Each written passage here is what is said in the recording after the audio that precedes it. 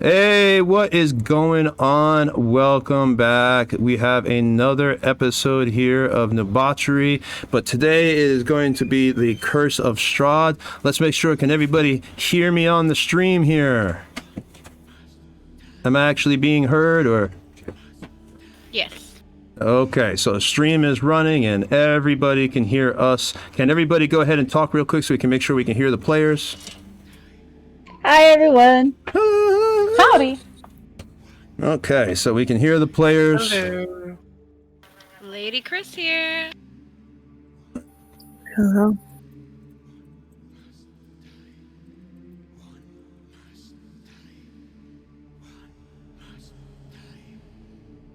Let's make sure, as long as they can hear everybody else, then we can go ahead and, as long as you can hear me right now, just want to say appreciate everybody who's starting to roll in here right now. This is, again, the Curse of Strahd. It is session 4 of the Death House. We have been stuck in this place, totally shitting our pants for the last few sessions.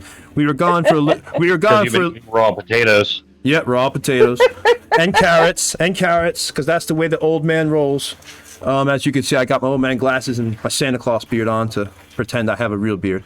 But yeah, we were gone for a little bit. Just had a little technical difficulty. I was told not to mention that, but I am anyway. So we had a little bit of a tech difficulty, but we're back now and everything is great.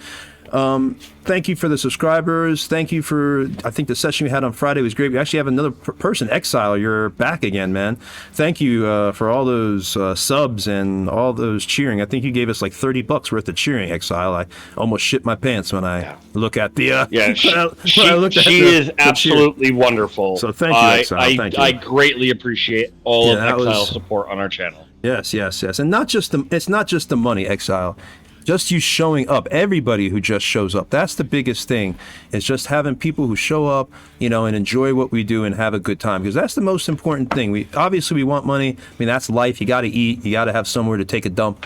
But it has to be that people are having a good time. So also we do games. I actually have to contact someone. I saw there was an email. Just checked my email and saw that on Start Playing Games we were contacted for a free virtual game. So we also do that, paid virtual games. If you're interested in that, you can contact us through here or contact us at Start Playing Games. I promise I'll respond quicker than I did this last person. I still have to contact them. I just saw the email.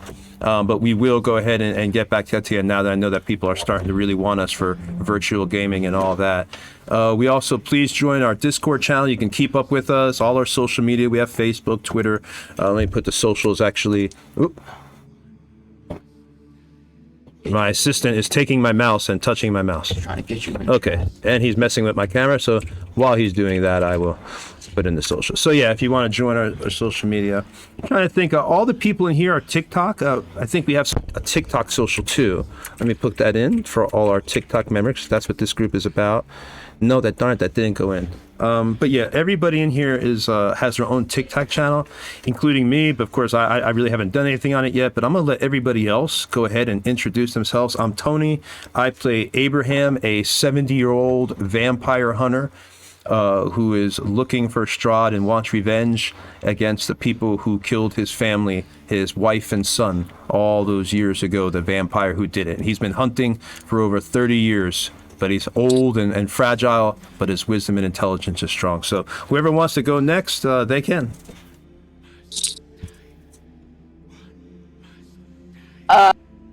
Jay, I play Tian, the Asmar light cleric. Yeah. You know a little bit, Tony. He's just a good boy. He's a very tall, good boy. That's it. He cannot help this. Hear from... Yeah, I was going to say, let's hear from you next. So, my name is Kaylee, and I play Kaylin, who's a monk and a follower. Oh gosh, why can't I remember his name? Lathander? Lathander, yes, follower of Lathander, and she's a monk, and she's been traveling with Tian, and here we are. Elias.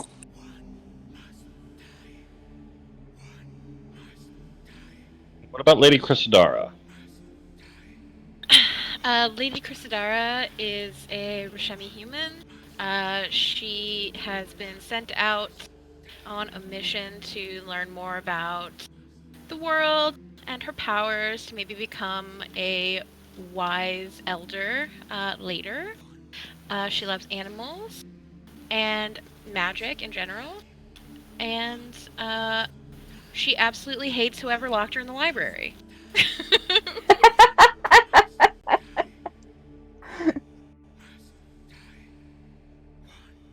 And how about we hear from the ever so calm and kept together and quiet and peaceful Helvete next? Are you gonna mention Rumari? Hi everyone, I'm Gibbous Rage. I play Helvete. She is a tiefling sorcerer, and she likes setting things on fire. And last but not least, we have the party's loose cannon that very rarely is able to keep their mouth shut or handle themselves in the situation. The wild and crazy Rumari. Yeah, I'm Henry. I play Rumari, Wood Elf, Rogue, Mercenary, who, I know it's a joke, but I promise you they're not as calm as they seem. But just learning, just watching. They see everything.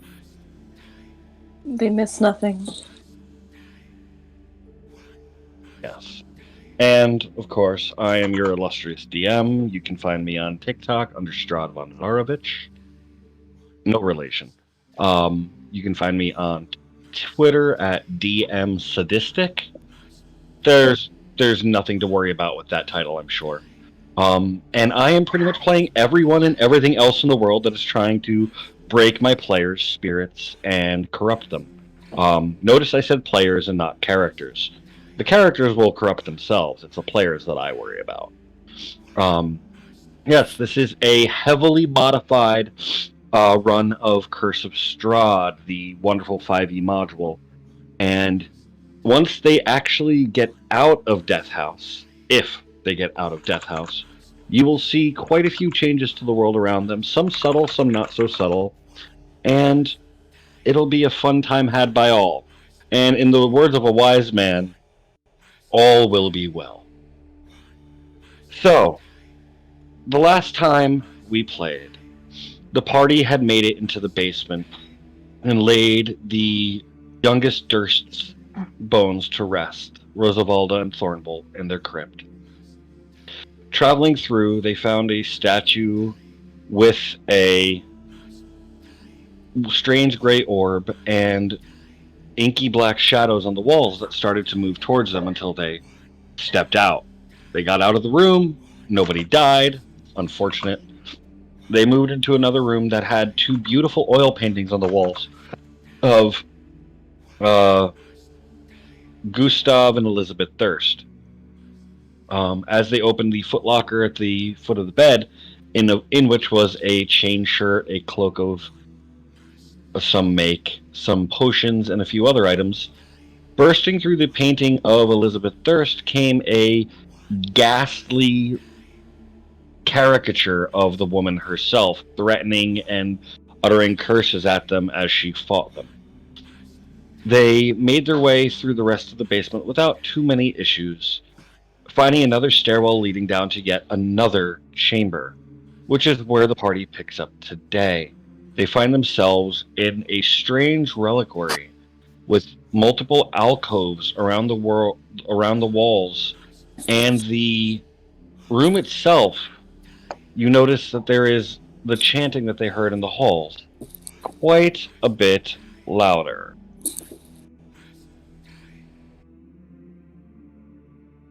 As the party descends the stairs and enters the room, they find themselves looking at these different alcoves. In one, they see a wooden figurine of a black knight bearing the emblem of a rose. In another, there seems to be a set of raven's talons. Another has a small chunk of amber resin that seems to exude some sort of malevolence to it. And nobody seems to approach that area, that particular alcove. Anyone that goes to move towards it feels just this deep, like skin-crawling sensation, and they want nothing to do with it. There's also a iron pendant adorned with a devil's face. There is a desiccated frog lashed to a stick about one length. There is an 8-inch diameter varnished orb that looks like it was some sort of creature's eye. A dagger with a rat skull set into the pommel, and a knife that seems to be carved from some sort of humanoid bone. This is where the party picks up. So, illustrious adventurers, it moves to you to decide what you do next.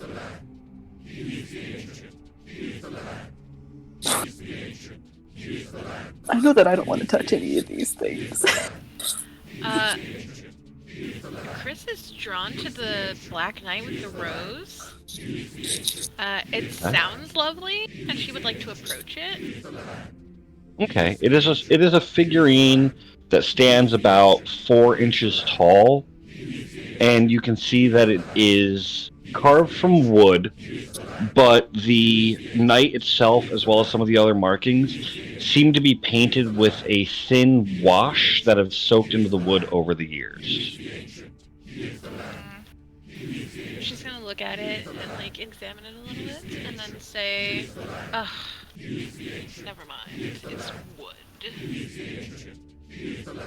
I'm going to skip over to the bone dagger. Okay. You move over to the bone dagger, Helvete, and you take a look at it. And as you're moving, you feel like a stitch in your side from the pain that you've undergone so far. Your wound's not fully healed. But as you're looking at the dagger, it seems to have a razor's edge to the blade itself, but the entirety of it is made from bone. And if you want to give me a nature check, you might be able to discern what kind of bone it originally was. Ooh. Okay. Hold on. My game is still paused. Hold on. Is it still showing paused for everybody? It is for me. It is. Yes, yeah. Okay. Now it's not. Good. Okay. Can you direct me to where the alcove is so my character can move it properly?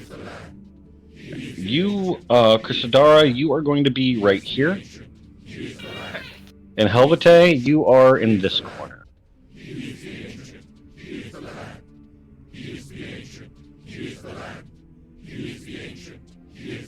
Did it roll or no? It did not yet roll.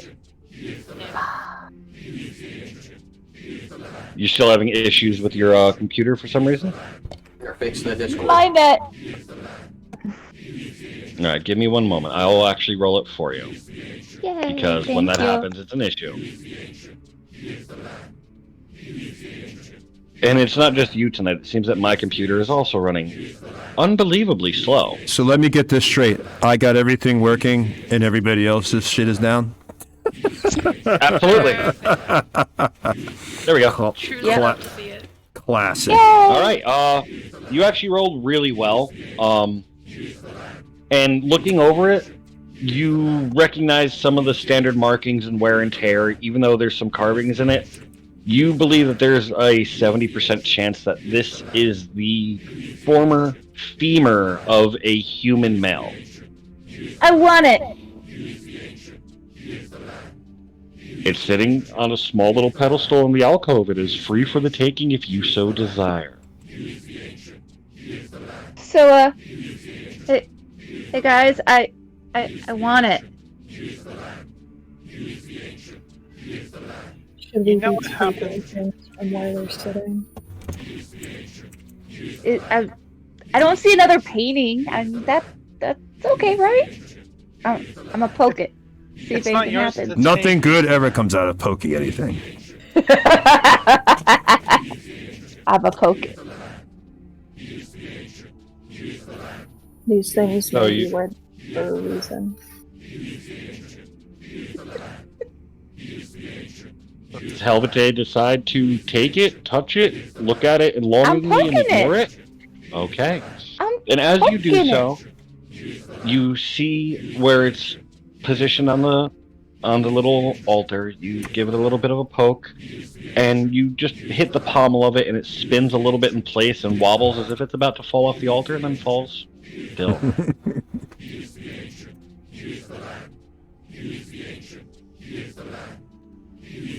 Okay.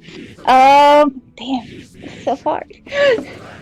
I'm going to take my pretty new cloak, put it around my hand, and pick up the dagger with the cloak. As you do so, you grab the dagger, lift it up off the altar, and you don't see anything, you don't sense anything. Sweet.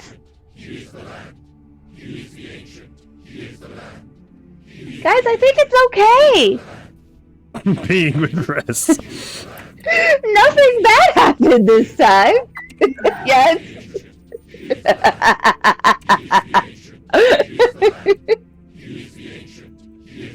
Kaylin will say that stealing never pays off in the long run. I mean, I feel like, you know, they kind of trapped us in here, so maybe they deserve it. Just saying. Just saying. They tried to kill us a few times, just a few. And you don't more think than it a has- few? Do you think that has anything to do with us stealing her their stuff? I did not steal Because that's anything what until Elizabeth recently. said directly. Elizabeth directly said we were stealing her stuff, and that's the reason why she attacked us. You know, I tried helping them, okay? I tried helping. They were mean. Try helping who? So, The ghosts? yeah, I tried helping the ghosts. Well, I don't know if Elizabeth was a ghost. And Well, just so you I all mean- know, you're all speaking currently at an elevated volume because this chanting is reverberating around this room and through these halls, and it is quite loud. It's almost as if you were in the middle of Grand Central during rush hour, prior to any type of global issues that we do not talk about, because this is an escape from reality. We are in another world. So what I'm just trying to say is that if we're trying to get out while they're doing some sort of ritual, maybe we want to mess up the ritual, and maybe that's moving the stuff on the altars. It's a fair point. Yeah, it's a fair point. Whatever It you're does gonna sound do. Because dangerous. Probably gotta happen. Whatever, just saying, whatever they're summoning, I really don't want to play with it. You know it's a So, summoning ritual? I don't know, but I mean, they can't be down here with dead things and chanting to, bring daisies. Why not? Hey, out of character, real quick. I'm not trying to interrupt anybody. I just want to mention this real quick. Richard, would it be possible to do a history check on the chant to see if I remember what they're chanting, to possibly have an idea of what they'd be summoning? In my studies of the supernatural and the arcana through my years. Yeah, you could give me a history check, but based on the fact that one thing that the players are aware of that the characters are not, this being a pocketed dimension that is separate from the other realities, it will be at a negative. So, Well, and even with the negative that I applied to it, you vaguely remember hearing that phrase, "He is the ancient, he is the land," spoken about in a book that you read when you were in your late 30s by a man who was a world-renowned monster hunter, speaking of a world of darkness that was ruled over by a despotic ruler whose claim was that his family had claimed this land, and that as he spilled his blood after claiming it, cutting his hand and spilling it over the ground he stood upon, he claimed that he was the ancient and he was the land. okay. You know it to be an ancient rite, an ancient oath that a ruler would take to lay claim to and lay their own protection upon the lands of which they conquered. The book was a book on different, for lack of a better word, realities that had been traveled to by this man. And the man's name, you remember, was Von Richten. Holy shit. Thank God I didn't eat no cookies tonight. I wouldn't remember it anyway you just said. So, all right. All right. I turn to the group. I stroke my old man beard profusely like so. Hi, people, calm yourselves. I have heard this in my studies. This is a ritual for a great being of evil power to take hold of the land and make himself one with the land, therefore infusing his great power with it. Then my eyes grow crazy old man eyes, like I've seen things. I know stuff. I know.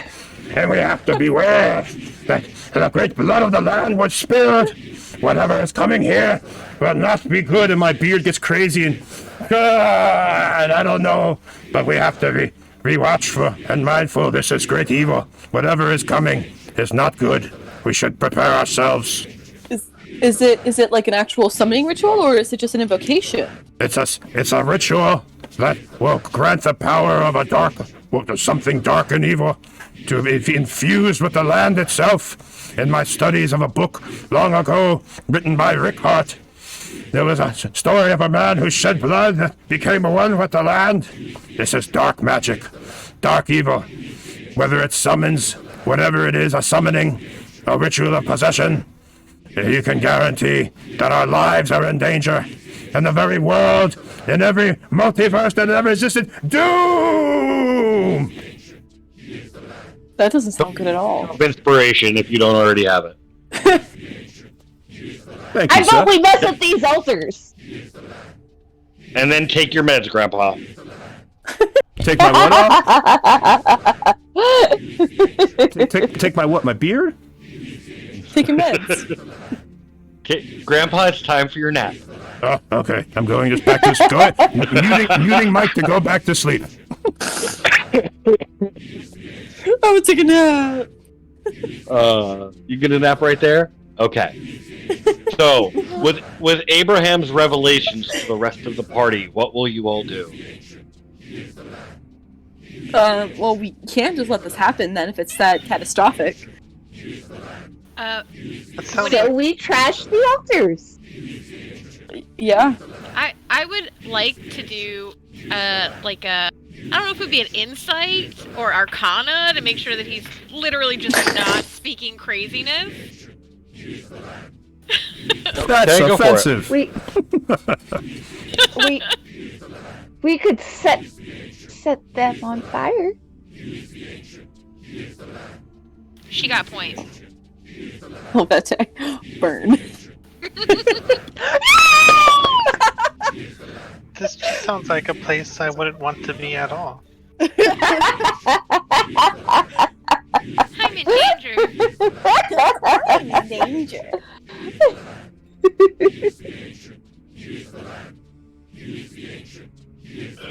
Nope.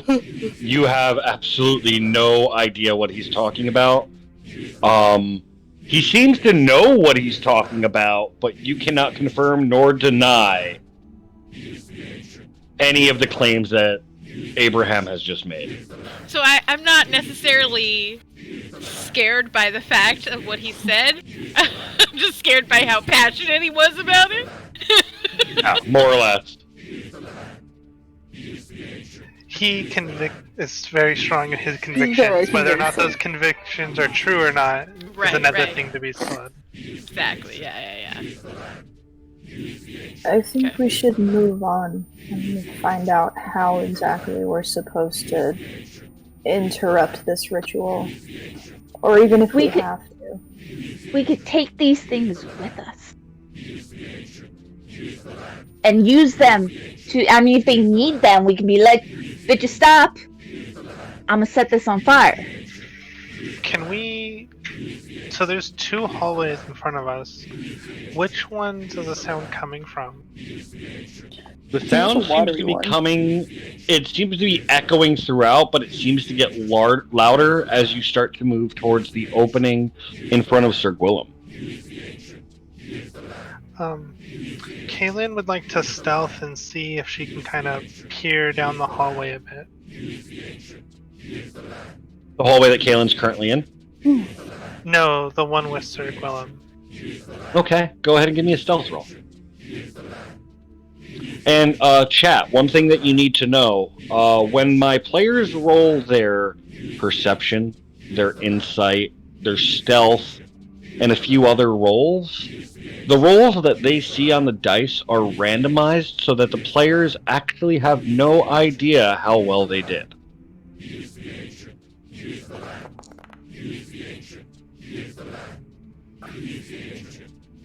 And then I still have exhaustion, so I rolled with disadvantage. Mm-hmm. I see that. And so I'm going to kind of go over here to peek.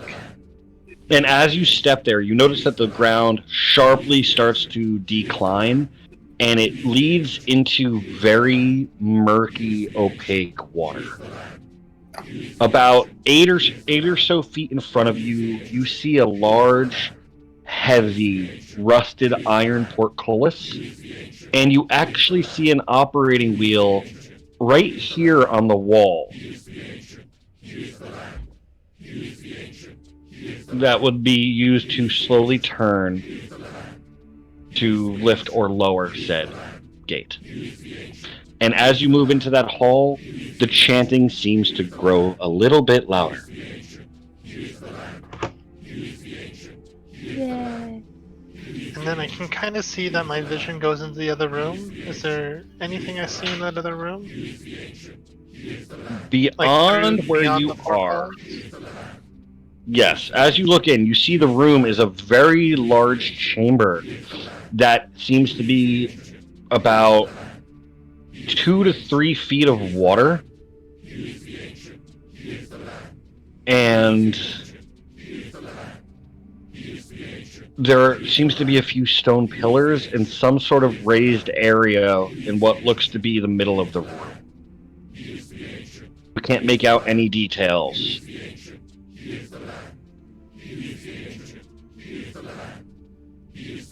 Okay, and you said the water is murky and I can't see through it at all?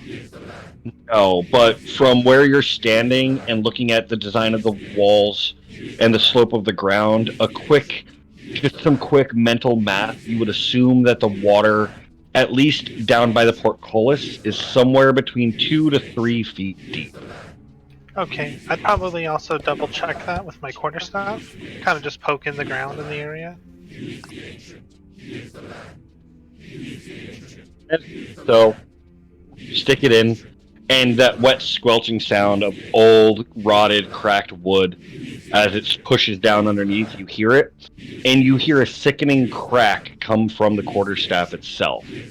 As you pull it out, you notice that the large cracks in the wood itself have sort of swollen a bit and grown. Unfortunately, any swing you make with your quarterstaff now, if you roll a 5 or lower on your attack roll, the quarterstaff will break. Yikes. Oh, fine. I just want to say, our baby started crying at the perfect time, because as soon as you said all that, he started crying. Your baby knows what's coming. He does. Me too, buddy. Me too. Well, with that in mind, she's going to take extra care to hold her quarterstaff above the water from now on. And as she walks back, she's going to tell everyone what she's. There appears to be a gate, and then there appears to be some sort of wheel. You could probably turn open the gate, but considering it's underwater, it's probably going to be very noisy and disrupt whoever's chanting. They're at least going to hear us. So if we're Doesn't going to seem go like we in, have a choice. What's down the other hallway? does Tion move to do that, to check that, or? Yes. If I can move, please. Absolutely. Okay, yes. No, the foundry wasn't moving. It shows you now in front of the hall, so. Yeah. Just at a glance. What can I... Is that just a corner right there? You see the hallway extends another 10 feet and turns right. Okay.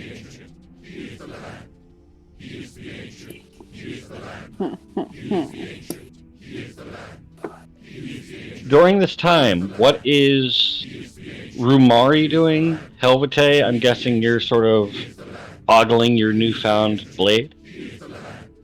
I have tucking it into my belt. Okay. And how about you, Henry? Or Rumari, rather. Henry, actually, you're at your computer. I need to know what your character is doing. I'm sorry, guys. I'm very tired today. It's been a long one. Yeah. Rimari's just gonna kind of like stand at the edge of the water, like where their boots are almost touching it but not quite, and just kind of like listen and wait for the others. Okay. All right, so Tion and Kaylin, I see you two are ready to start moving down the hall. Abraham, are you going to stick with the 4 that are up near the archway, or are you going to head down the hall with the 2 intrepid adventurers? I will head down the hallway and follow the brave souls into the great darkness of the evil of this house. I can still feel its pain in my bones. Jan's just gonna peek around the corner and see as far as he can. As you do so, you see that the hallway itself actually starts to open up into some sort of chamber. So the chamber right here. Okay. There seems to be an opening here. Okay. We'll move Abraham over here. Yes, thank you for moving it because JC is doing something with OBS. So thank you very much for removing that, Richard. Of course, I know that there's times where you're working with the stream and trying to set Thank you. things up. Yes, I'll yes. move it for you. Excellent, excellent. Thank you. before I go through like any like halls or anything, I'm just gonna look left and right every time there's openings on either side. Okay. You see that this room has a set of shackles. To the north and the south, there are a set of shackles attached to the stone wall. Mm-hmm. There are strange stains on the floor, but nothing else. Is that an open door with the light coming through it at the end? From where you are, you can actually see that there is a torch sconce on the wall. Okay, so it's just a torch on the wall. Yes. That's not intimidating at all. Where are the others? I think only us three came looking down. Are they all just standing up there?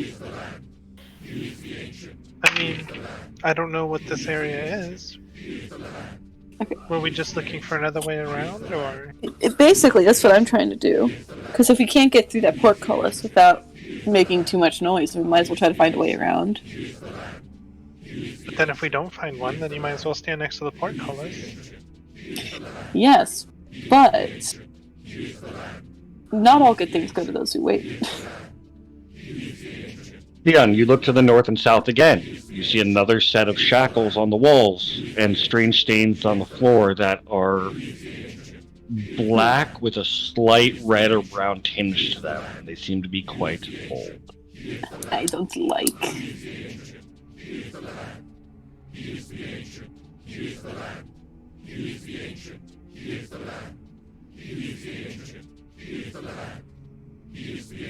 Right.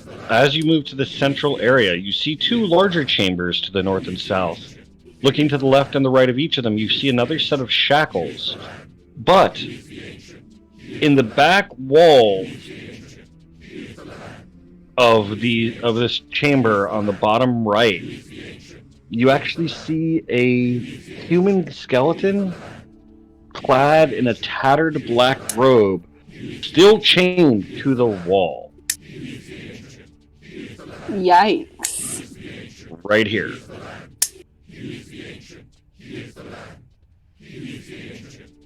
Just at a I'm glance, going is to there move anything? Abraham ahead just so he can see, so the stream can see what's going on. Okay.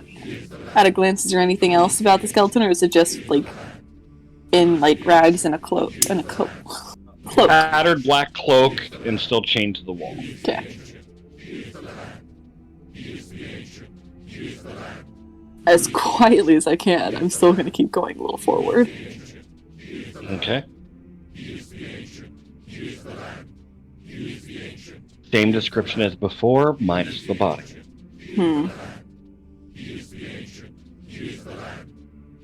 That's it? And as you move to the end, in the northern chamber you see the same set of shackles. But in the southern chamber, directly below you, less than 5 feet away, you're looking at the body of a bronze-skinned, blonde-haired man. Eyes removed from their sockets, writhing in pain. And you hear a guttural moan echoing from this body, and you're hearing your own voice. I need you to make a wisdom save. Yikers.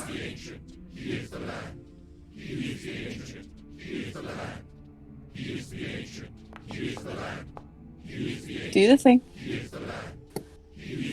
All the rolls you could have got. Woo!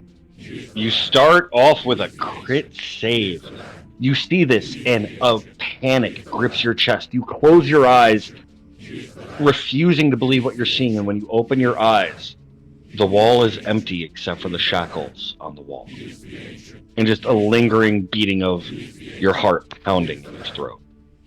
Okay. Probably gonna go back.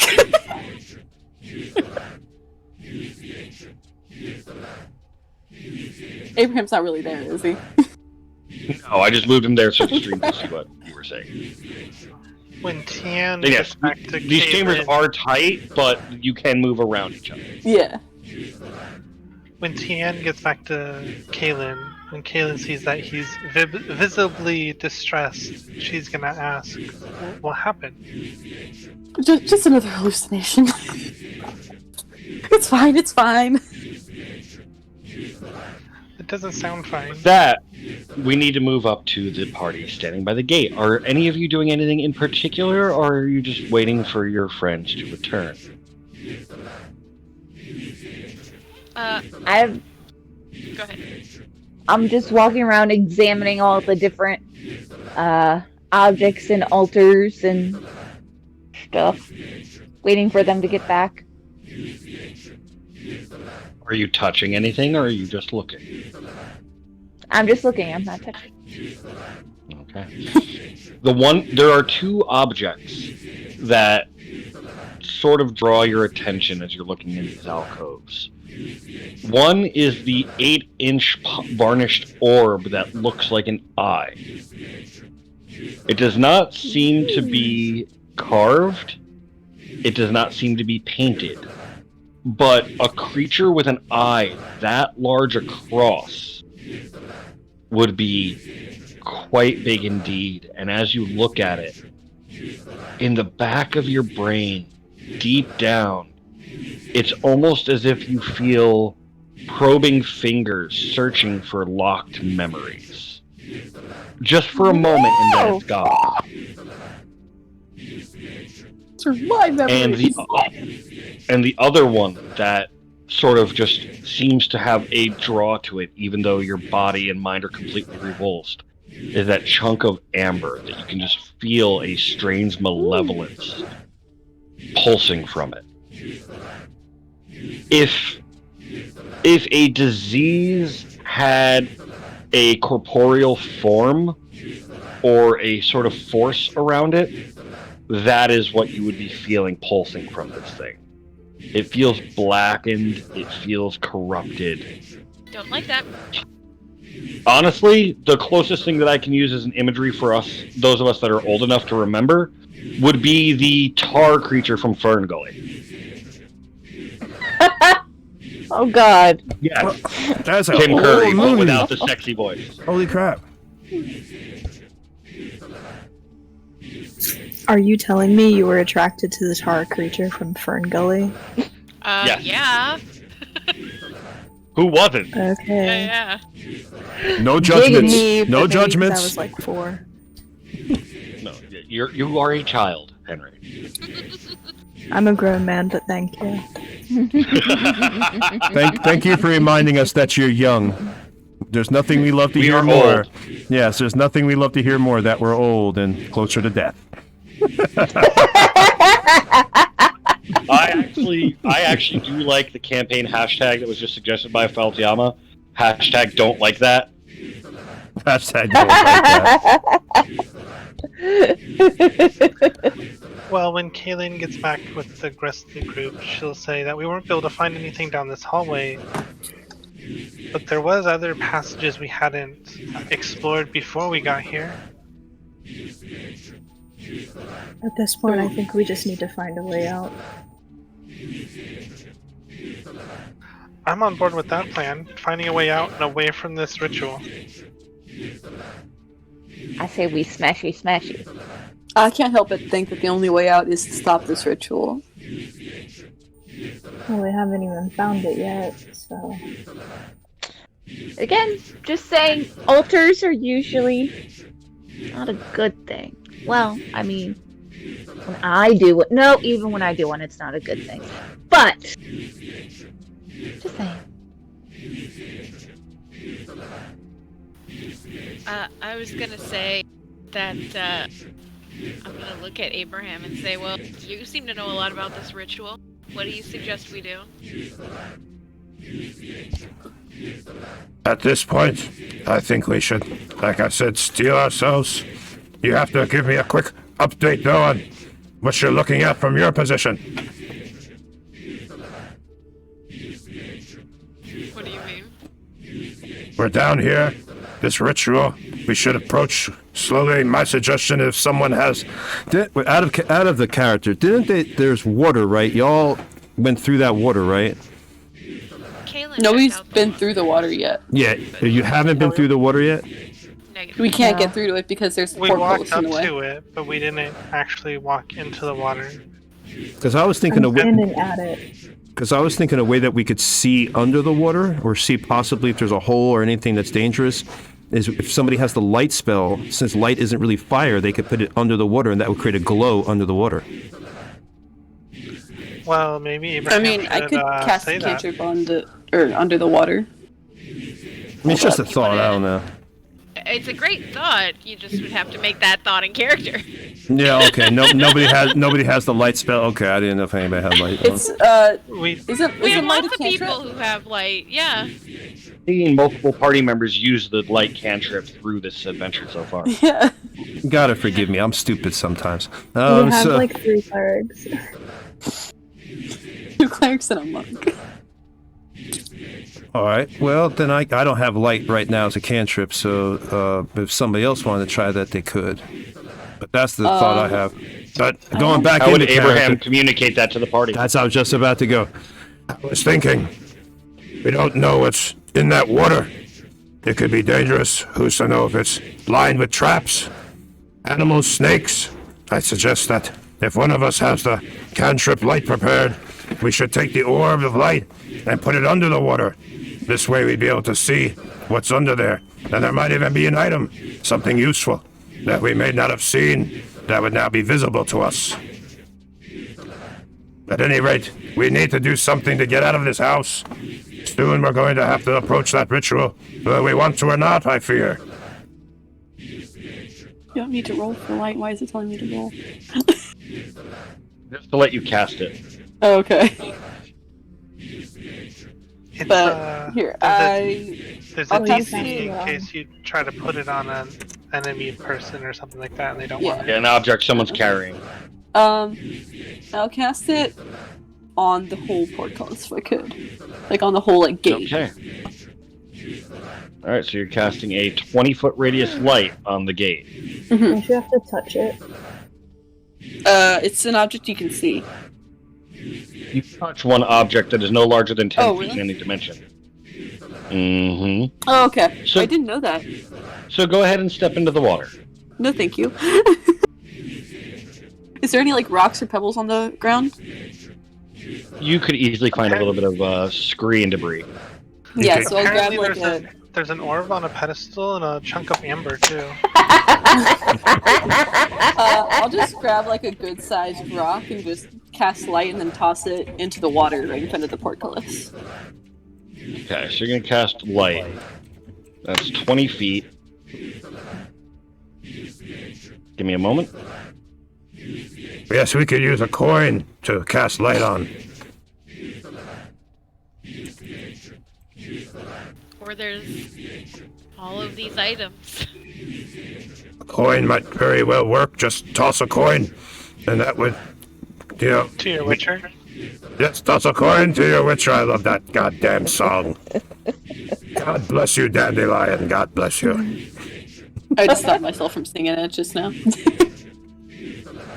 And as you cast light and you toss it out, one of the things that you notice is that the usual intense bright light that would be summoned from this spell, now that you're not casting it on something that you are wearing or something in close proximity to you,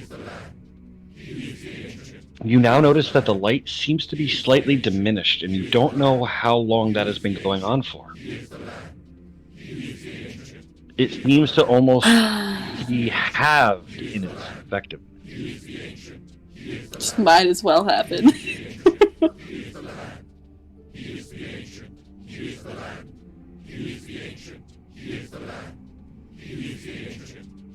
So what did we see, Rich, when you tossed it again? What your characters can see currently is from where, we'll say from where Rumari is standing, as they are the closest member to this room. They can clearly see a few of these large stone pillars in the center of the room, now more well lit along the base of the pillar where it's emerging from the water. It does seem to have some growth of moss and other things. Off to the right, however, through the bars of the portcullis, they can just make out what looks to be a raised walkway that sits about 3 to 5 feet above the water. The water itself is very still.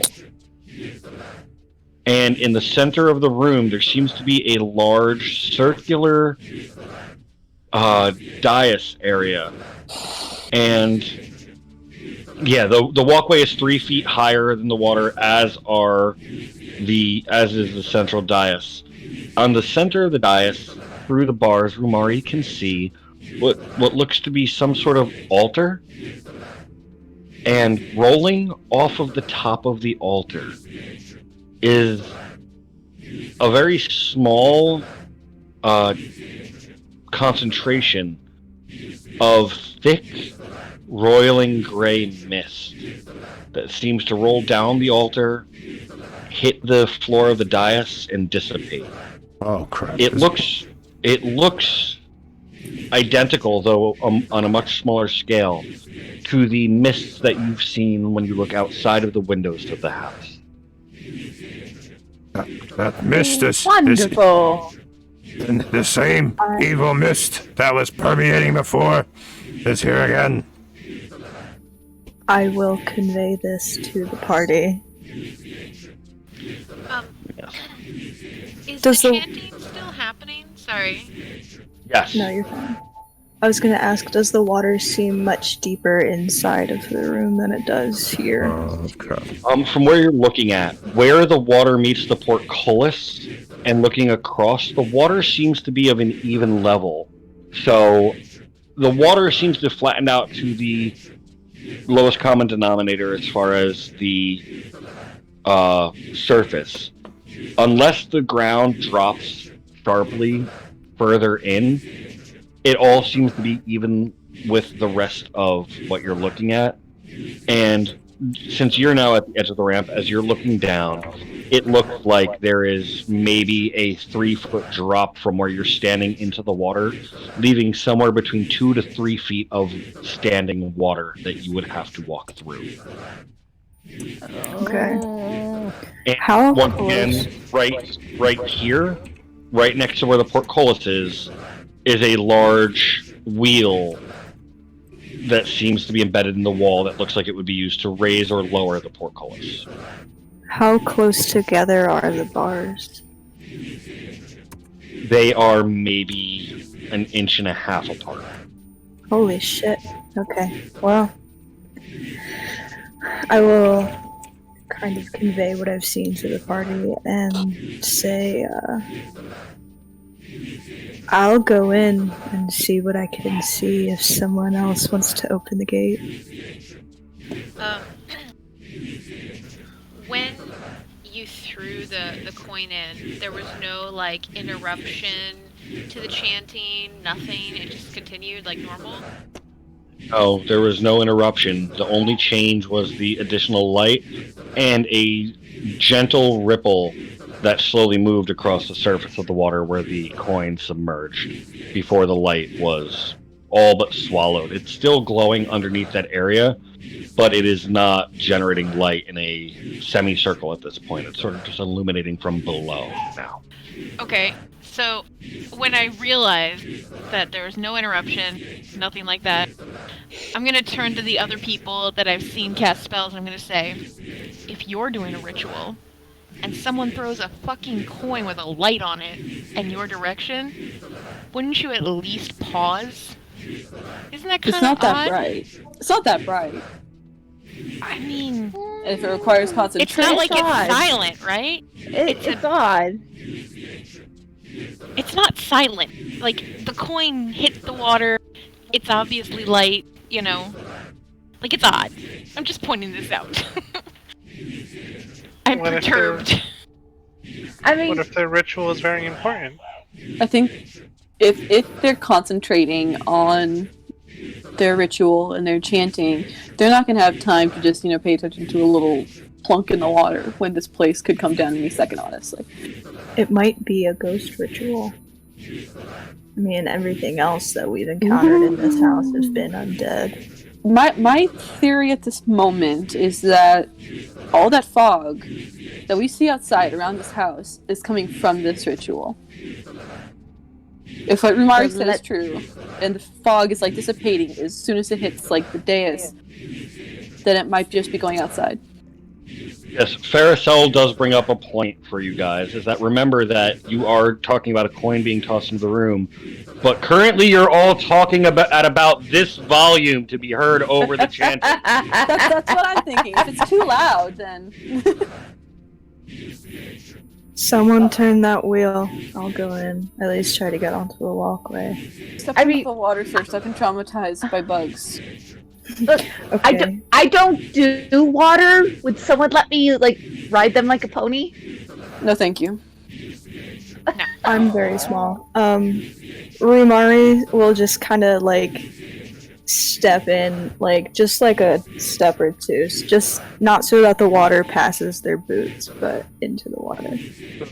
Step down about a good, like, you sort of shuffle your feet forward ever so slowly until the water sits at about an inch or two below the top line of your boots. And you are just within reach of the wheel, but in order to turn it from this distance, any strength check that you would be making to do so would be at disadvantage. It's fine. If they're not being attacked by any rock grubs or anything, I'm just gonna... Yeah. Rumari does a quick stomp. Like, splash the water a little bit. Okay, then I'll just go by and start turning the wheel. Alright. Tian just splashes down into the murky As long water as nothing is immediately attacking, I'm fine.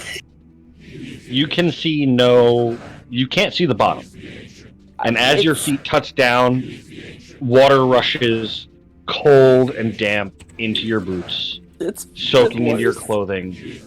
And you realize you are submerged in about 2 feet of water. Yeah, but I'm like 7 feet tall. That's Yeah. like barely my knee. Yeah, it's like just above the knee. And you get there, and the water is bone-chillingly cold. You think if you were to spend any extended period in this time, you would definitely suffer some horrible consequences. But you think a few minutes here would be okay. You stand in front of the wheel, and you start to turn it. Go ahead and give me a strength check. It's not gonna be the best because I'm not very strong. Yep. Tall as Grab hell, it. but not strong. And as you grab Come on, two of the Mrs. handles, your muscles start to strain as you're pushing. Perhaps the dampness of this area has rusted some of the mechanisms, but you can't seem to make it budge more than an inch. Does anybody want to help? It looks like you will need assistance. I'll help if you let me get on your shoulders. I'm standing right here, so I'll help.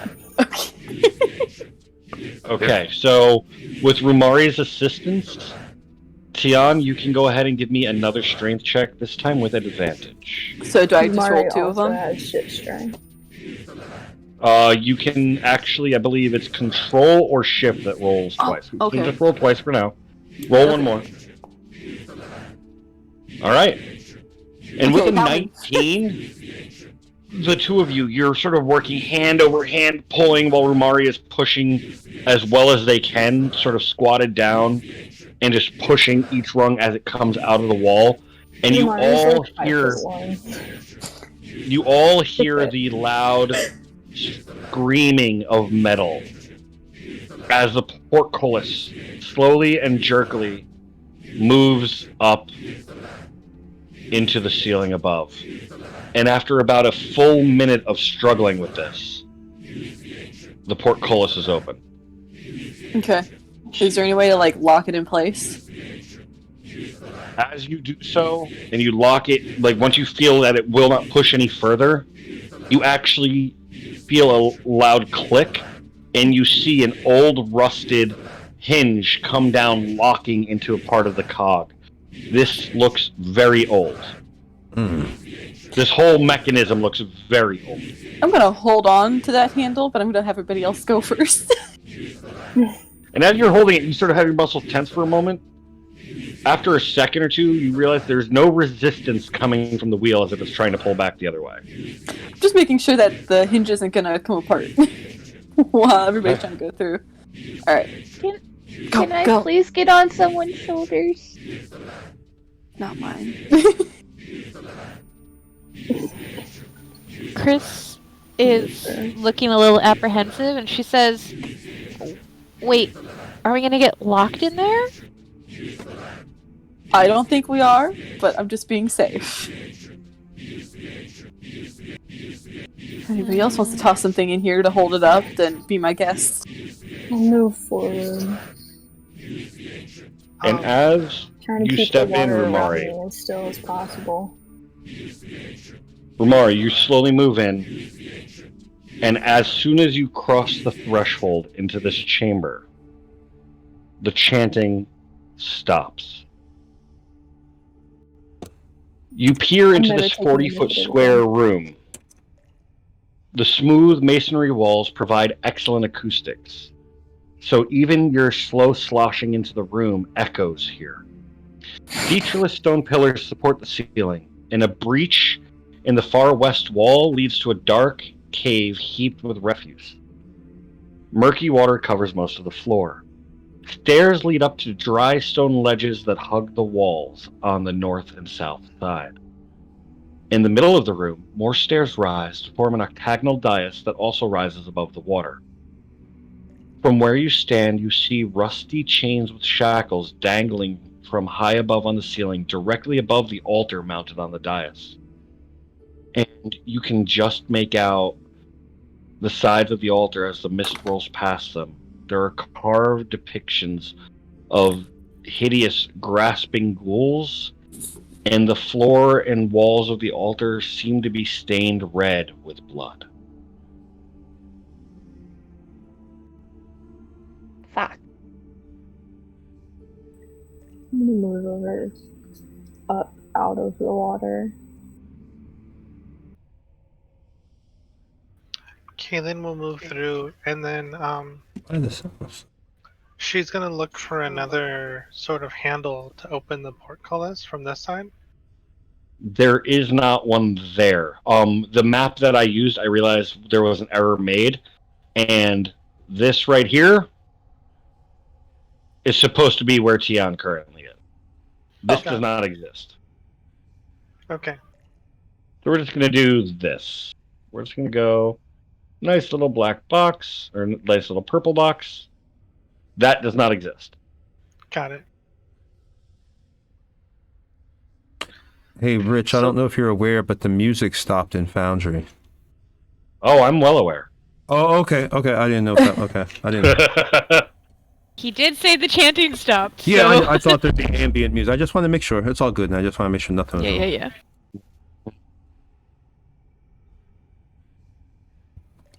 Well, then Kaylin will move onto the steps with Rumari. All right, there's steps to the north and to the south. And the whole time she was holding her quarterstaff above the water to make sure it doesn't get wet again. As you stated to me before, yes. Is this like a railing here? Those are not railings. What you're actually seeing is the overview of the pillars that are going up to the ceiling. So each of those little squares are pillars leading up to the ceiling. Gotcha. For Gwillem, very reluctantly gets into the water and starts to paddle next to you, Chrysadara, and immediately moves up onto the drier ground up here. Me too, buddy. Abraham, you move into the water, and as it rushes into your boots and soaks through your pant legs and then into your hips, you feel your joints aching and swelling, your knees, your feet, everything just hurts immediately as this bone-chilling water soaks you to the bone. My arthritis, God, by the thunder, as if making me only eat potatoes and carrots wasn't bad enough. Now you have to hurt my bones. Give us a break. Yeah, little does everybody know that everyone in Barovia is completely gluten-free and vegan. And that's the real horror of the campaign. That would be, dude, there's no need to even go fight to save that world. It doesn't deserve saving. Let it burn. I know what they did. They deserved it. Helvete, what do you do? I don't do water. Do you think I do? I imagine Tien says it with strain like that as he's holding up the portcullis. I mean, obviously there's not a lot of weight on it, but still. There's like no strain. You're just making sure that it's not going to fall down on somebody. Jesus Christ. I guess I'll wait till everyone clears and then run as fast as I can over to the dry ground. Alright, so, Helvete, you're going to start splashing through the water. Yep, I have no grace. I'm just Alright, I'll move you fuck real out of the quick. water. Just- Get the fuck out of the water. Move. I don't like it. I would jump on And some. as you do Someone it- is in my way. I am jumping on you. Just so you know. You run up there and it out of the splashes way. up across your bodice, across your outfit, and this water is ice fucking cold.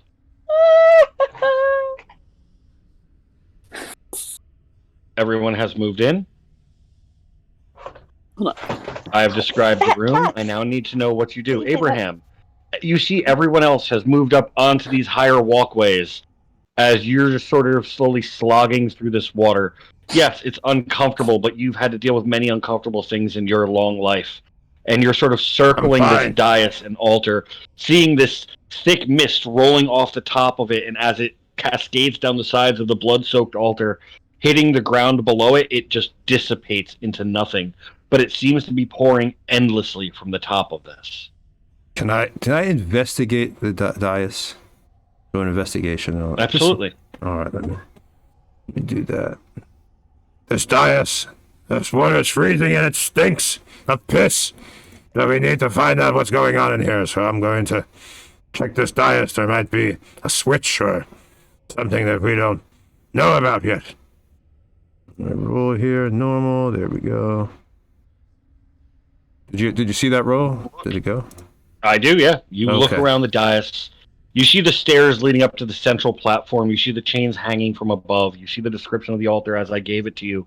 You see no switches or levers or secret buttons. Not at least at this distance. But as you get closer and you're really looking at it now, the way that the mist is rolling off the top of this altar, you're starting to believe that your earlier assumption that the mist is connected.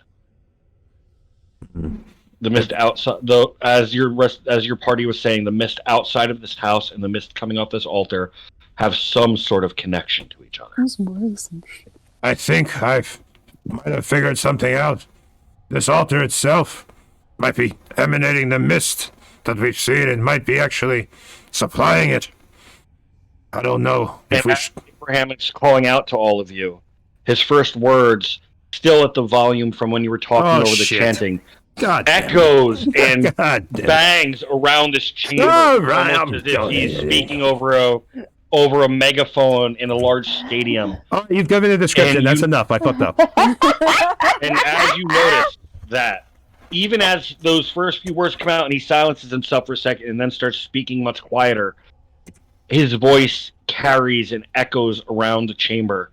And it just seems that any sound that is made here, the dripping of the liquid from your clothing onto the dry stone floor around you, the sound of your clothes rubbing against each other, Abraham's grumbling, the soft whines coming from Sir Gwillem, all of them are echoed exponentially in here. If I ate a potato, would the crunch really loud? Would you like to find out? I shall eat a potato. Well, Kaylin's going to respond to what Abraham said and say, is there any way to stop it? We can set it on fire! I get close to... Wait, hold on. So don't get loud. I get close as I can. I can't be sure. I don't know. Well, actually, Noah, can I do another history check or investigation? What role could I do that would maybe give me a hint on how to stop it, DM? You can choose to give me either a religion or an arcana check, Abraham. And as you do think about grabbing a potato, you realize the sack that you were carrying is also waterlogged and everything within is wet. No! Oh, God! No, I thought... Ah! Let's Can see. Can I create a little bonfire to dry my clothes off and get warm again? Hold on one moment. Tony, you set your roll to private roll, which even makes it private from me. Oh, shit. So whatever you just rolled is only showing up as question marks for me. Well, it showed up on the stream. Shit. What was it? What was The it? stream was watching. Oh, crap. Oh, I didn't do good. I got a 7. You have no idea. No, it sucked ass. Galen, I can't be sure, but I don't know. I don't know. It's evil, I can tell you that. Can we see the ceiling? The ceiling stands about 15 to 16 feet above the surface of the water. As someone who was raised in religion, would I be able to know a way to possibly stop Sid ritual or anything that was going on here?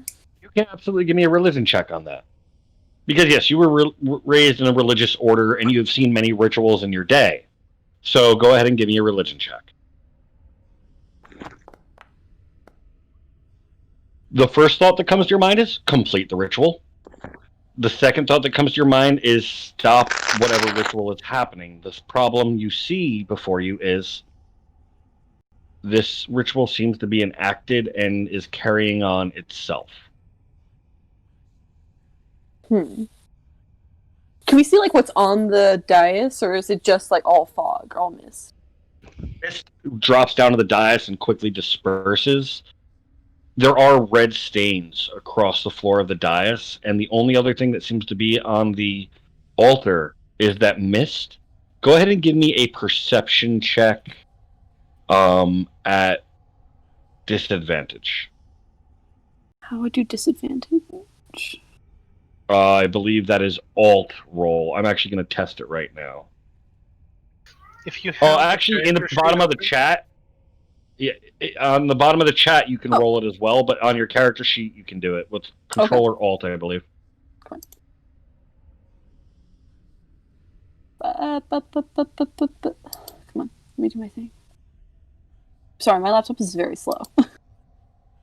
It happens. And that was perception? Yes, that would be perception. I'm actually looking into the control reference right now.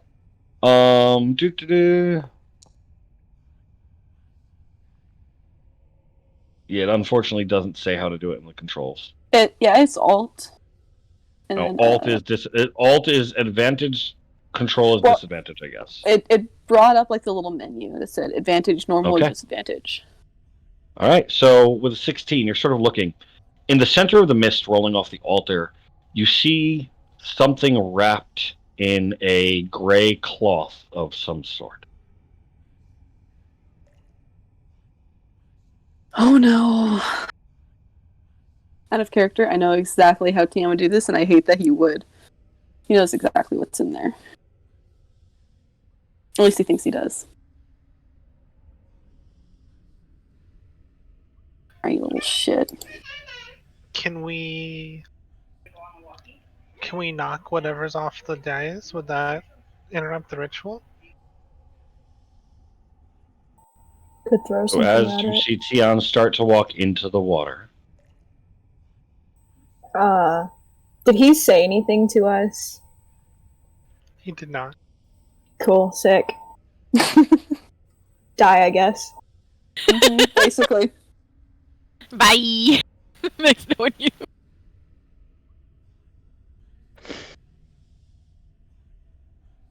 I hate this man so fucking much. Okay, so my plan, Tian's dumbass plan, is to run onto the dais, grab the bundle, and then run off as fast as possible.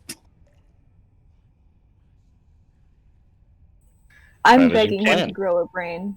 In He has Tian's no thoughts, brain. Tian's not mentioning this at all? Nope. Just took off. Yeah, basically. Just started bolting for the dais. Basically, at this point, he's gonna pull like a guys. I think I know what to do. Hold my beer. I didn't do it this time. This time. No brain, head empty, no thoughts. Alright, well. So what happens then? We're gonna fucking do it. Is he Tian runs up and You grabs gotta it? move your character.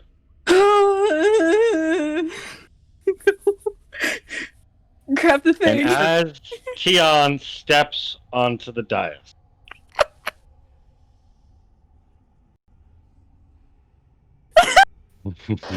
I hate this Oh no. Oh I no. love fucking this worst. part. I love this Oh, part no. so much. Oh no. So Tian, in all of his righteous bravado, runs up onto the dais, planning on grabbing the package within the mist. And with a loud slam behind you, you hear the shearing of metal as the hinge that held the portcullis wheel in place shatters, and the portcullis slams shut, echoing throughout this chamber. You start to hear a voice. Uh-oh.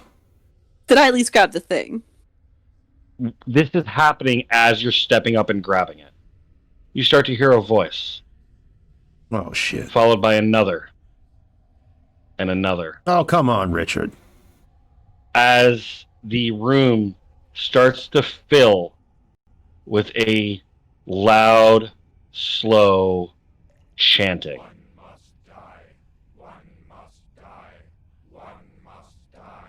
I apologize.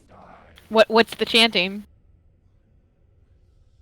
If all of you have your ambient sound on, you would hear it. Oh, I'm It's sorry. it's much quieter, I Mhm. think. Yes. One must die. Over and over, you hear the chanting, "One must die."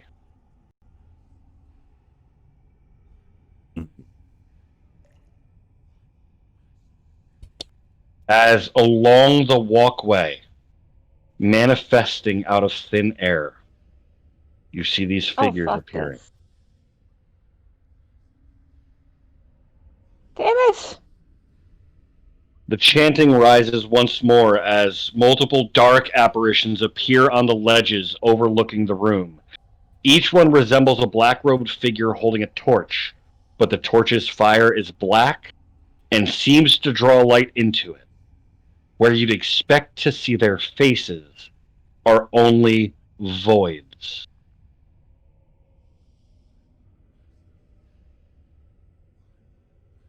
Would we recognize these creatures, or? They are black-robed. There are no faces. You do not I recognize. recognize that There's darkness no- in that robe. Well, no, I was saying maybe Tim, like is that you? since I had Tim, come on. well, since my character It's had not read. funny anymore, Tim. Oh, I'm sorry. I thought I knew your character. No, they're playing around. I didn't know she's in character. I apologize. No. As the apparitions appear, Rumari kind of panics and just drops back down into the water. And dagger in hand, looks at Tian and goes, "What the fuck did you do?" Kaylin's also gonna draw her battle staff to be at the ready.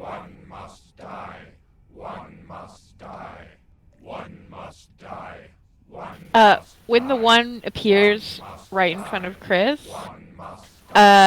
she's going to kind of panic and firebolt it. Go ahead and roll me an attack roll. With disadvantage since you're attacking into melee. As quickly as possible, could I grab the bundle and unwrap it a little bit? See what's in it? You get close enough to the bundle atop the altar, You notice it resembles the size and shape of an infant wrapped in swaddling clothes.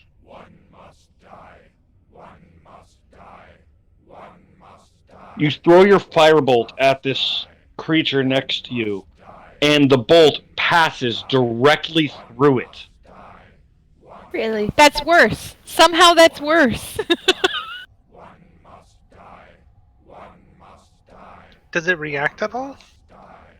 No.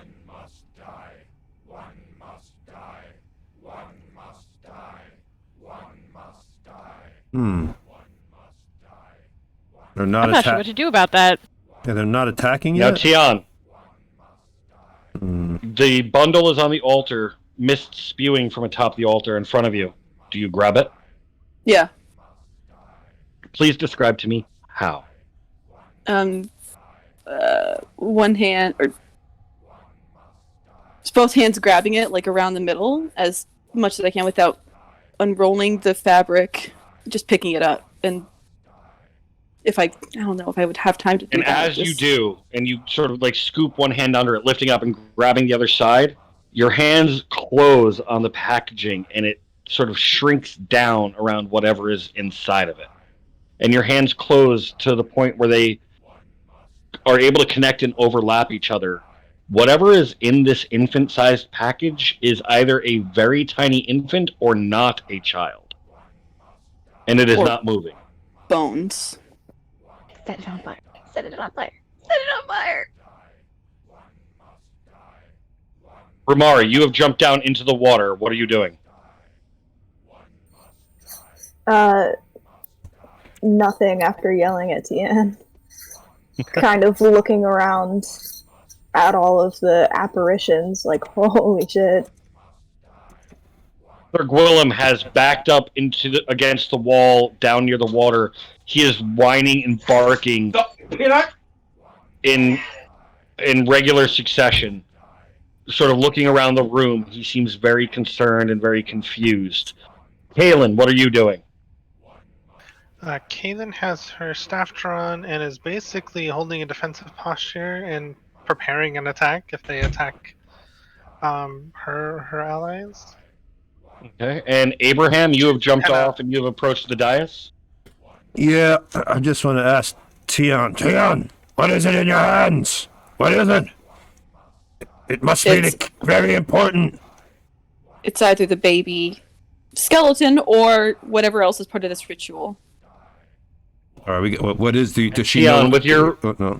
with your earlier religion check, seeing this sudden turn of events, you realize your mistake a few moments too late. You are standing on this You are standing on this dais in front of this altar, and apparently your approach, or someone's approach onto the dais, is what triggered the next step of this ritual. And you know to turn your back on something like this could bring dire consequences.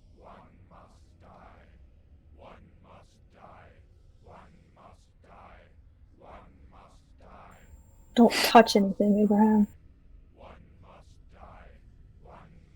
Does Tian share any of that? Or is Tian internalizing it for now? Taking a moment to think. But none of the You have specters. this odd package in your hand.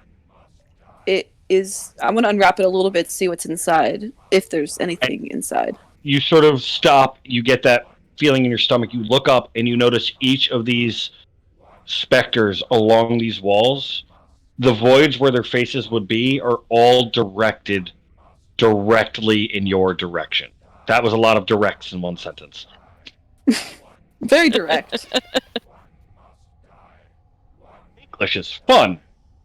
But is there anything in the bundle? As you unwrap it,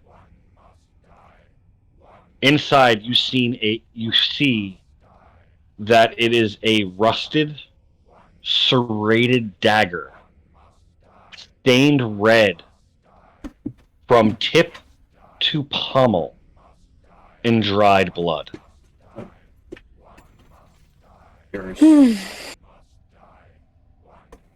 This might as well happen.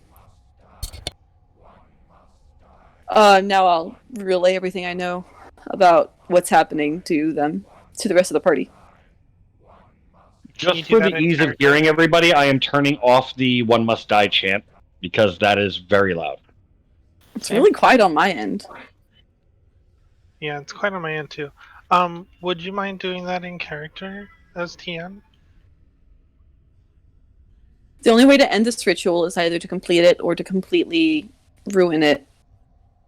I thought maybe whatever was in this bundle was maybe the baby, and therefore the catalyst for the ritual, as Elizabeth had mentioned, but it's just a knife. Just a knife. Oh, just a So knife. then how do we stop it? Well, what do One they must say? die. Hey, DM, is it possible that I do a Ask Tion and I can do a history check or it's something on the knife? Since I knew a little bit about the ritual, maybe this knife would give me a greater clue or an insight or some clue. Just at a very quick glance, seeing Tian holding this blade, especially where you're at, it's absolutely used for some sort of ritual sacrifice. All right, it wouldn't give me an idea like why there's nothing I could do that would maybe tell me. Okay, all right. It's other than it being placed where it is and fully coated in blood, the context clues of all of the other stuff you have heard and seen within this place, you are able to easily draw the conclusion that this is the blade that is used in whatever ritual is going on here.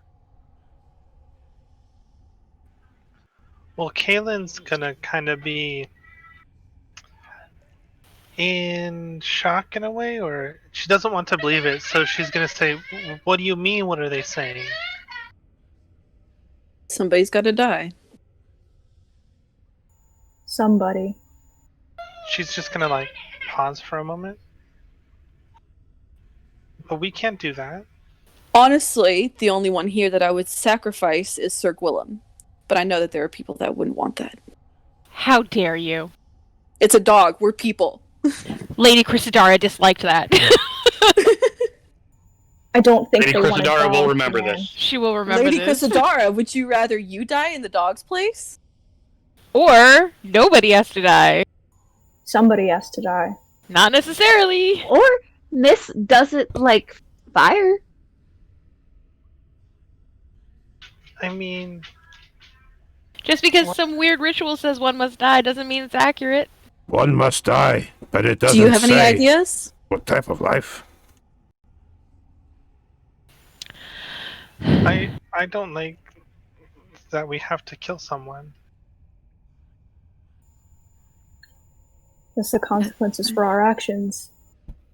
I would like to begrudgingly step back into this shit down here and try to see if we can open this portcullis. Lady Chris, Kaylin's move to gonna the try to help portcullis. on that. All right, the two of you move over to the portcullis, and you try lifting it. Go ahead and give me a strength check with advantage, Chris. Okey-dokey.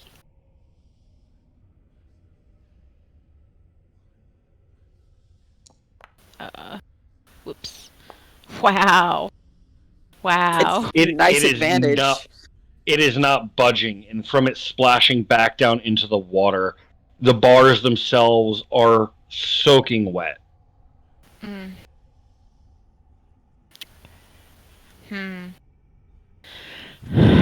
From where I am on the dais, can I see if there's like another? I'm not going to move from the dais, but on this side of the room, is there like anything else? That's not what I want to do. That's not what I want to do. You can see the darkened alcove piled high with refuse. But other than that, the room seems empty. And yes, from your knowledge of ritual practices and also animal sacrifices and other rituals that would be done, in order for a sacrifice to be made here, it's very clear that the chains hanging above the altar, the blood soaking it, and the floor below, whatever dies, whatever creature is sacrificed, must die on the altar.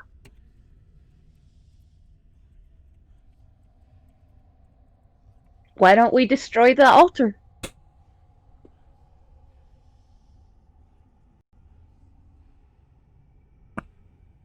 How do you destroy an altar made of stone?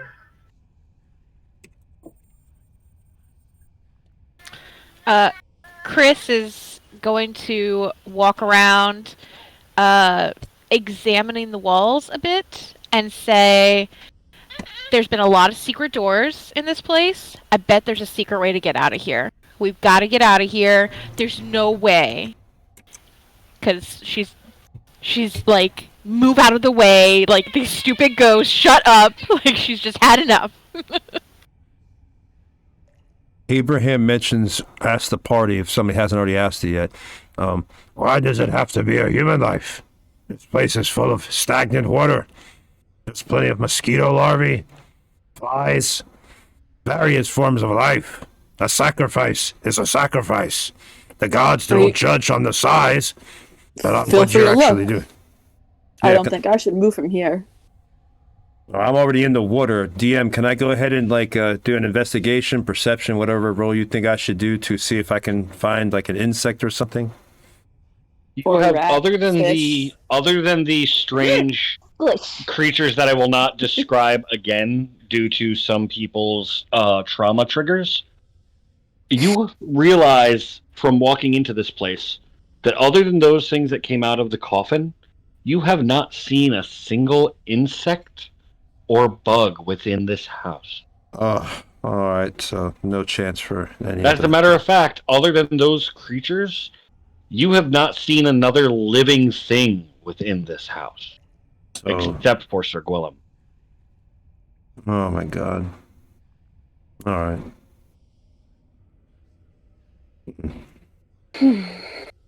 Chrysadara, you said you're going to start searching for secret doors, so I'm assuming you're going to start with the southern set of stairs and looking around that area?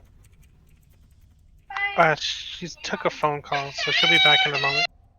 Okay. Sorry, my son went to the ER today, and my mother-in-law was just checking in on us, so... Oh, okay. I hope everything's okay. Yeah, he's fine now. Oh my God. Go ahead and sorry, give me a what did you say? You said you're going to be searching for any type of secret entrances or exits, so please give me a perception check. Okay. Due to the dim light that is around here, you do have light on yourself, so never mind. Go ahead and give me a perception check. A straight check. Man, I'm rolling like shit today.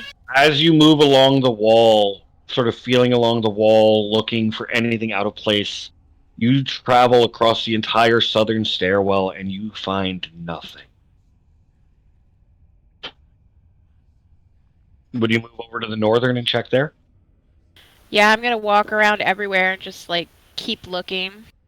Yeah, I'm going to have you give me a check for each cardinal direction. We started with the south. Okay.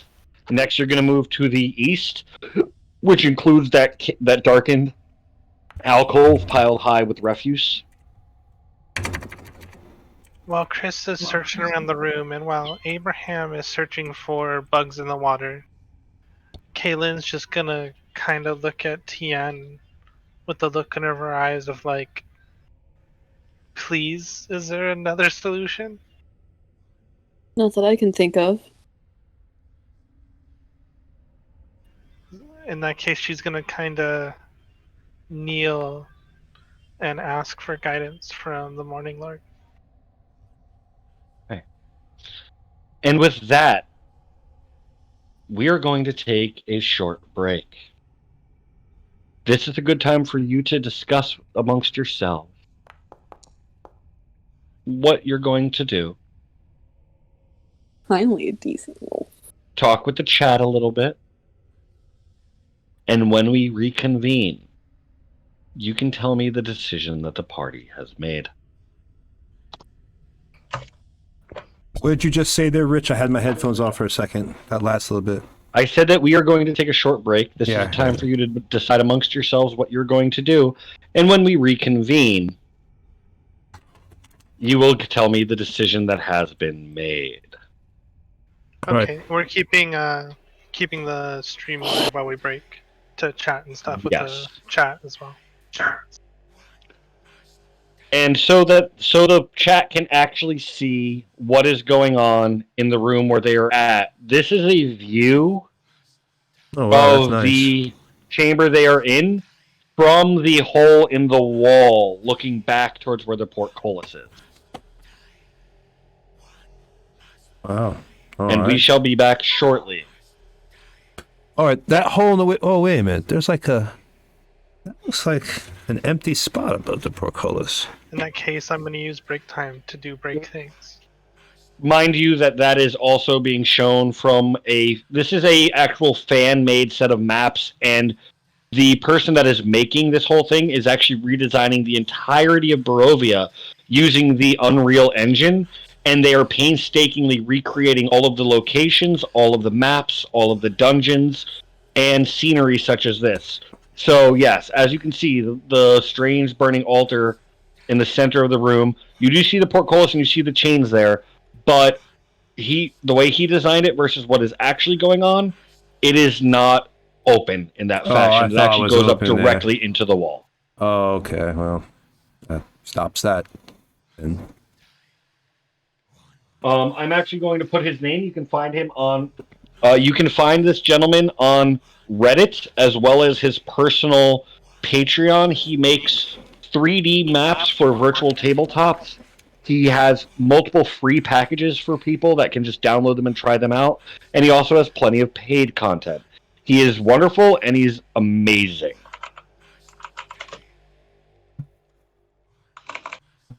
And with that, I will be stepping away. I shall return shortly. oh,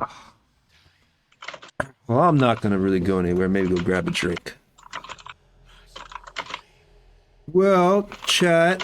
Thank you guys for coming again. We're just taking this quick break, as you can see, hanging out in Immerse. Anybody have any questions about, what we do now that I've taken off my old man outfit here? Because that beard is itchy, man. It starts getting in your nose, and little pieces of hair and in your mouth. It's rough, man. It's rough. Not as tasty as potatoes. Yeah, no, not as tasty as potatoes. I think I owe that Exile had so many subs yesterday. I think I owe Exile, unfortunately. I know y'all don't want to hear. I heard the grunt of depression, like, oh God, no. But I think I owe Exile a song, so. Exile, yeah, because Exile gave me, Exile freaking blew up the chat yesterday. Everybody, we love everybody, but yeah, I got to point out that Exile did blow it up, man. He gave us $30, so I think that deserves a song. If you want me to dance and sing, or you can hold off. It's up to you. What do you want, Exile? You want your song? You want me to embarrass and humiliate myself for your pleasure? Yeah, well, with us, when we get a certain amount of subs, like 5 subs and a thing within a performance, then I'll sing I'll karaoke. I go get my Dungeons and Dragons outfit on, and then I karaoke a song, or I could just karaoke with my. Actually, no. Since this is the old man stream, I'll just do it my old man outfit. I'll do a karaoke for you, but you get to pick an '80s or '90s song, Lowlands Away. I don't even know that song. That's from the '80s? What is that song? I will go ahead and pull it up. Okay, I'm That's a back. shanty. Someone will have to play the music, because I don't know if you'll hear the music. Let's see. Because we had it set last time where you could actually hear the music I was doing. What are we gonna do about the knife, though? What did you say, Rimari? So, what are we gonna do about the knife, though? Yeah, let's figure out that first. And I'll sing Exile at the end of the stream, because I'm pretty sure we need to discuss our death that we're about to have here. The statement stands that the only one in this room that Tian would sacrifice would be the dog. Oh, dude, Are we gonna go? Should we vote on options that we want to take, and then if one of the options we want to take is the sacrifice, vote on what or who is going to be sacrificed? Well, to turn away would be to refuse the ritual, and that would equal, basically, an all-out attack. I would assume. I don't want I will fight I for really Sir don't Gwillem. think there's another way out of here. And also, in regards to a sacrifice, I genuinely don't think that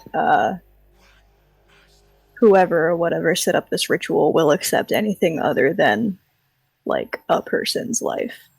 I mean, the dog's here for a reason. Not to be sacrificed. I will not murder an innocent creature. Yeah, but look at Okay. look at the shackles set up over the altar. I really think they want a person to be sacrificed. That's true. There's always a loophole I'm- in rituals like this. If we do decide to go down, excuse me, if we do decide to go down the idea of sacrificing anything, Since we're in character. Kaelin is also in favor of sacrificing Sir Gwillem first to see if that satisfies the ritual before sacrificing anybody else. I will fight you to the death. I don't want to Okay, kill you a can be the dog. sacrifice. Yeah, we can fight you to the death, and then we'll put the dagger in your body when we're done. I don't think that's how sacrifices work. You can't just take a No. dead body and stick a dagger in it and then say, that's our sacrifice. Well, what if you're in death saves and then we stick a dagger in you? I still don't know if that will work. I think that's kind of how it works. Rimari is not letting Tien get off of this shit until it's Oh, he's not getting off either. You know what you did. You know what you did. Yeah, you got tricked. Well, I really wish we Sure. had time to do the idea of knocking it off with something, because I wanted to chuck some potatoes at it. White potatoes. Lol. Why What was potatoes? that I heard about potato? Wet potatoes. They're Oh, wet the wet and potatoes. soggy. Yeah. Yeah, so he doesn't want them anymore. They're all soggy in the sack. But I mean, No, we can make potato Potatoes. soup. I have carrots. We have water. I can boil it, make it clean, and we have soup. That's if we live. But all jokes aside. So really, my vote out of character, I really don't want to kill the dog. I prefer not we need to. your in-character vote, not your out-of-character vote. My vote is I don't want to sacrifice an innocent creature. We must find another option. There has to be something. There has to be. I refuse to believe that I have to plunge the knife into the heart of this innocent dog. Unfortunately, the DM didn't tell me I found anything or not with my perception rolls. So, I'm gonna assume that I got nothing. I mean, yeah, so the way Kaelin's gonna vote is basically if we find some sort of exception, like some way of running from the ritual, she's gonna favor that. But if it does come down to there's nothing left, then Kaelin, how could you? It's an innocent animal. We preserve life. We don't take it. the dog didn't get us into this situation either. How will Lathander feel about us murdering one of his creations? Simply to save ourselves. Ooh, perhaps we should pray on it. Get a sign. I mean, currently when the game's paused, she is praying. That's what she's doing. She is asking for guidance of some sort. Maybe when Rich gets back, he can give us a roll or something. See if we get something that would tell us it's okay to kill in this situation.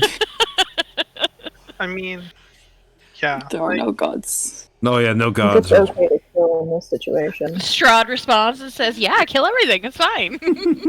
You would think also though, if Lathander's like, okay, well the only way out of this situation is to kill something, they're gonna say to not kill one of his followers at minimum. Like if you have to put a hierarchical scale, maybe dog, maybe non-followers, and then followers at the top. Oh my God, the infidels! Wow. The infidels must die. Wow. I wanted to say, I would bring up, my character would bring up, someone locked her in the library. There's obviously someone else in this place. Ooh. So if we absolutely have to sacrifice someone, I'm down to go sacrifice the asshole who tried to lock me in a burning library. That's a good point. But how But can didn't we that get to happen him? while we were all kind of standing there? Like, We would have seen if it No, was we weren't. No one was in the area. Actually, just Abraham kind of showed up in the area after the door was locked. Because she had run off by her own when that happened.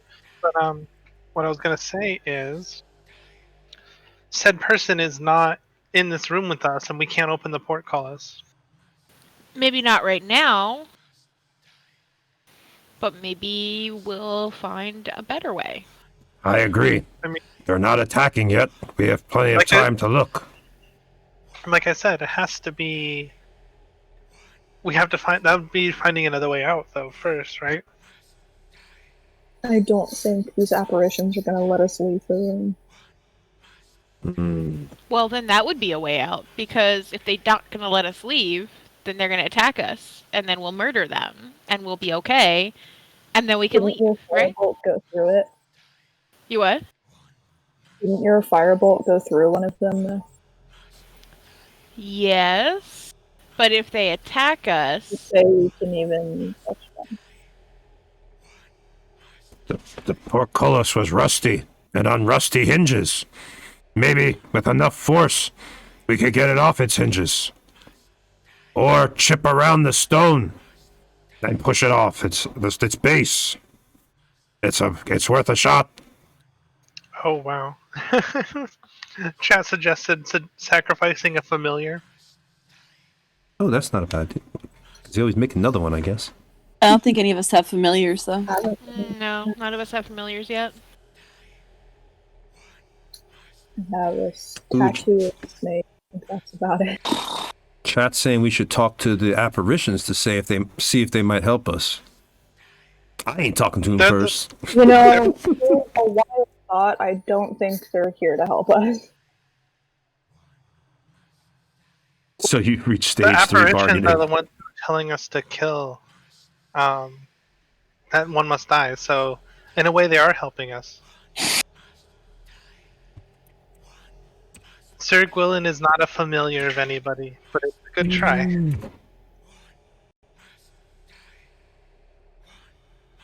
So, I mean, that's what. So, Kaylin is, like I said before, waiting for a sign from Lathander if she's going to get one. If not, then her priorities are alternative to killing someone before killing the dog. But if we cannot find anybody or any other way out, she would be in support of trying to sacrifice Sir Gwelem first. Right now, there are no clear alternative solutions. We know we'll get it done. We've got to try first. We've got to, Ramari. We can't just... We've got to do something. Try what? We can Try to what, exactly? Get the door off the hinges. Use the stone as a battering ram. There must be something before we plunge that knife, that bloody dagger, into the heart of good Sir Gwilym.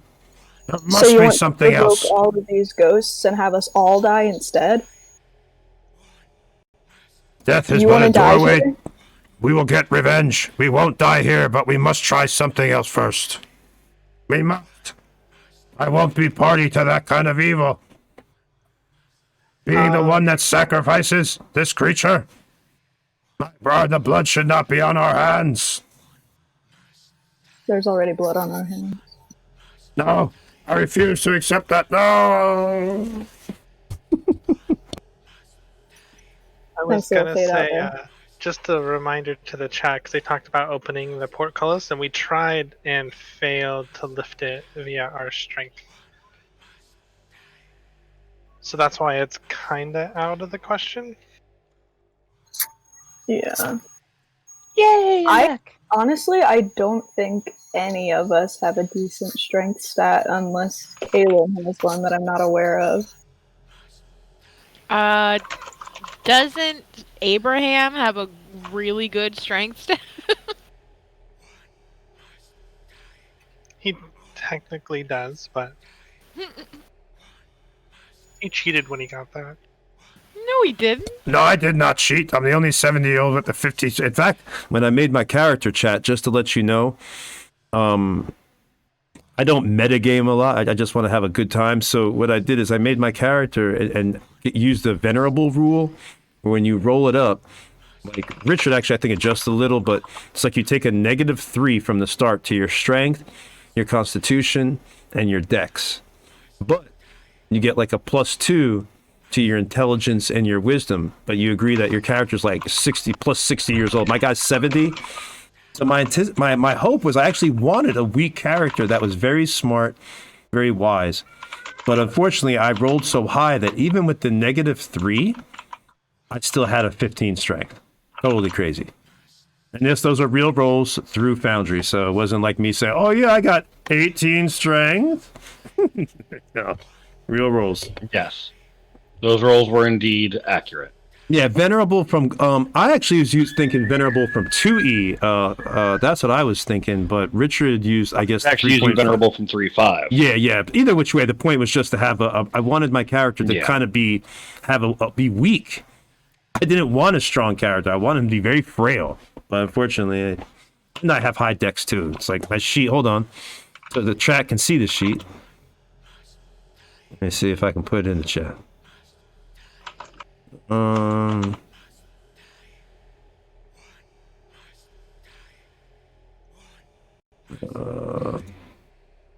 Isn't the mist alive? I have badass. All right. But can you stab mist? Ooh. No, but you can set it on fire because mist does not like fire. But isn't mist like water vapor though? Yes, Yeah. I but mean, it the evaporates. Fire will disperse mist. The mist It's coming acts from like a some sacrifice, but it source. doesn't necessarily mean it is alive in the sense of a sacrifice. Yeah, but we could try it before we sacrifice something else. We got any other ideas? We already know what will work. I'll agree to try anything at least once. Sorry, Rich. I just wanted to verify that didn't get anything on any of my perception rolls, right? You did not find any type of secret exit or just checking. chamber, no. Can I investigate the hinges of the portcullis since you had said they were really rusty and old, and this place is old? I would imagine the hinge that I spoke of was the one that would lock the wheel on the other side of the portcullis in place. No, I'm talking about the portcullis itself would be attached to the stone somehow, like a groove or yes, something. it seems to be built into the stone on either side, and it seems to go up into the stone above it. Okay, there's no like groove or something or attachment that when the portcullis come down, it clicks it into place or something. Not that you can see. When it was fully brought up, a hinge came down into the wheel itself, but that is what you heard shear and snap before the portcullis came crashing back down. And the portcullis is it very, very rusty? The portcullis itself, like the part that's been sitting in the water? Rust coated.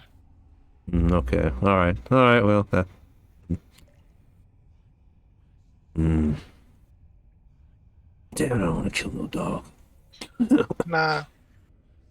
Before Where's we the go, broom, damn it? Before we go any further, I just want to double check to make sure, because when we started taking break, Kaylin was asking for guidance from Lathander. I just want to know if she's gonna receive any sort of answer to that, or because that would. Finds her prayers landing on deaf ears. Jeez. So. I have been recommended by a little birdie to go investigate the altar to look for any potential hidden compartments. Okay, so you're going to step up onto the dais as well? Still hating it. This is terrible. I hate being wet and sloshy.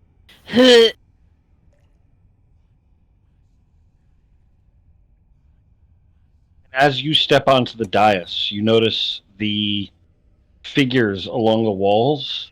Their attention turns partly to you. Okay, I'm gonna touch it and start running my hands along it, looking for any kind of like switches or anything like that. Give me Ooh, baby. an investigation. That's what I was thinking. I thought I already investigated for levers and switches on the dais before. On the Oh, dais, did but you? not the altar itself. Okay. Also, good. Thank God. And you start feeling around, but you feel that faceless stare from multiple entities boring into you, and it's so distracting as you're moving around the altar. You slowly circle it, and you find no compartments. There are no switches, no buttons, no hidden compartments upon this altar itself. But as your hand passes through that mist, you get a chilling sensation, almost as if something has walked over your grave.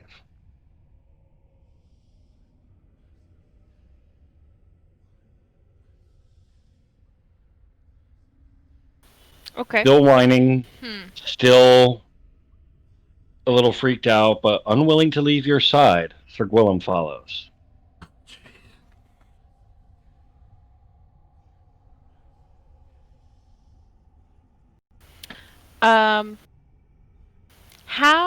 I'm gonna suggest now to Tian, how about we take that dagger and put it on the altar and set it on fire? If you would like to try. I have no other ideas at this point. I'll set the dagger on the altar, but I'll stay on the dais. Okay. And that sensation that you have coursing through you, Tian, it puts you very much on edge, knowing what you're dealing with. I'm gonna say to Sir Gwillem, okay, I need you to back up a little bit. Sort of chuffs. She's not even really looking at you. He's sort of standing at the edge and staying near you, but he takes a step down the stairs a little bit. He's still in the same area, but he's stepped back from the altar directly. Okay, I'm gonna cast Firebolt at the dagger. Go for it. At least I can hit things. The firebolt smashes into the dagger. And as the flames burn away, and you see the mist sort of swirl and shoot off the edges of the altar for a moment, you see a section of the dagger that was painted and dried with blood. You see that whole area is now blackened and charred, but the dagger is still intact. What happens with the mist? After it disperses for a moment, it starts to pour once more from the altar. Do I feel like it was an effective spell, or that it was, like, very ineffective? It seemed to burn whatever was coating the dagger itself, but it did not seem to do any true harm to the metal of the weapon. Maybe a fire that lasts a little bit longer? Saying?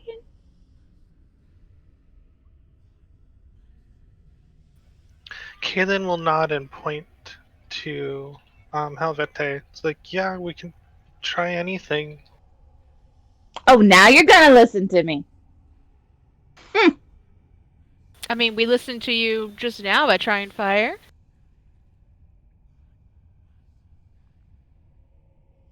Really? I'm gonna create a bonfire right next to me.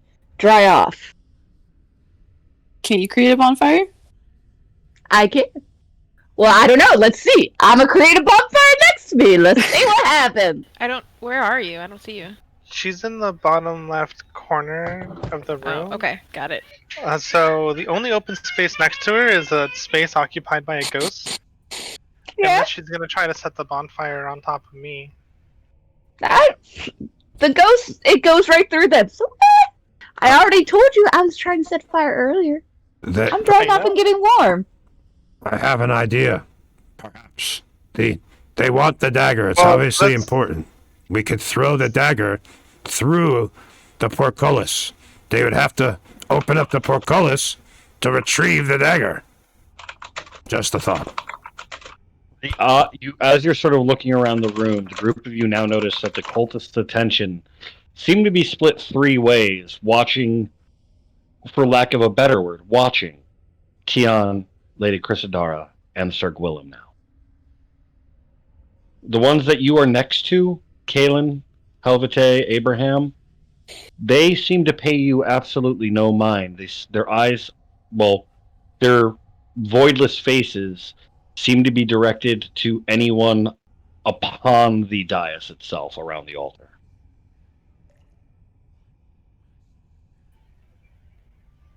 Kalen's also gonna turn to Abraham and say, well, if a fireball went right through them, I'm pretty sure they can probably pass through the portcullis without needing to open it. Perhaps the room, it was just a thought, but perhaps they're bound to this room somehow, or something that would force them to open the door. No, I just don't want to kill that animal.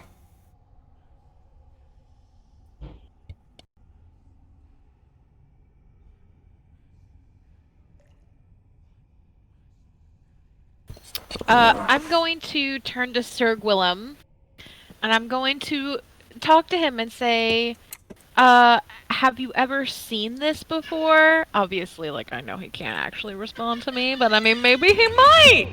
I don't know. And in a posh British accent, he says nothing.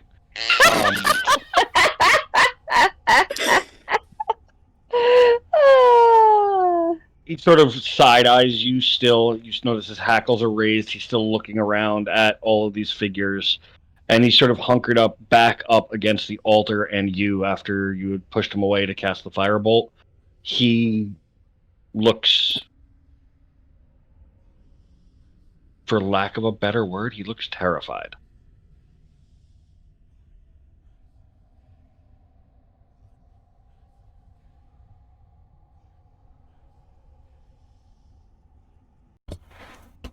Can I go pet him and feed him a little, try to make him feel better? Are you going to try to feed this dog wet potatoes? Because I will stop you. Anything to at least help him. He looks terrified. Did I ever make my bonfire that I've been trying to make forever? Kaylin had asked you a question and you didn't respond. I told you as soon as we got in that I was making a bonfire. I am warming myself up. I can confirm that because I was planning on having Kalen walk over to dry off next to it. Okay, so if that's the case, where would you have made the bonfire? Where the one cultist is currently standing? Yep. Alright, so there is currently a fire burning here. Warm my butt. And the flames seem to dance around and through the figure that they are underneath. Oh, it's actually kind of pretty, guys. I like him. But you notice that anytime the light of the flames reaches the face or the torch that this creature is holding, it's almost as if it is completely swallowed in darkness. Oh, his name is Fred. I like him. Hey, Chris. Yes? Now that you and Sir Gwillem are on this platform, I don't think you can leave. Why not? Because that would be refusing the ritual. Oh, perfect! I'm gonna step off. Oh my god. And as you step off of the altar,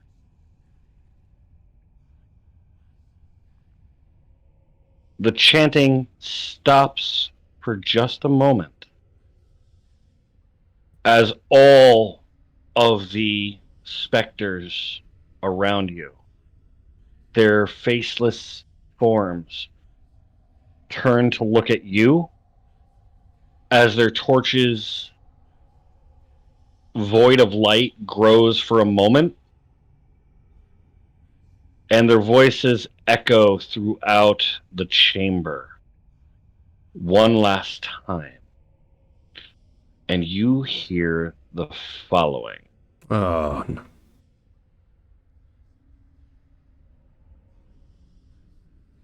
Where'd it go? Hold on. Yay for technology. I had it and it's gone. Okay. We're all getting our There brown it pants is. on right now.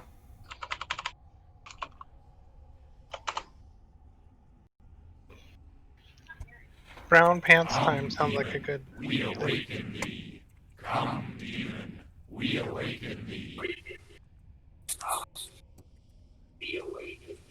As Are they you just saying hear it over that, and over again?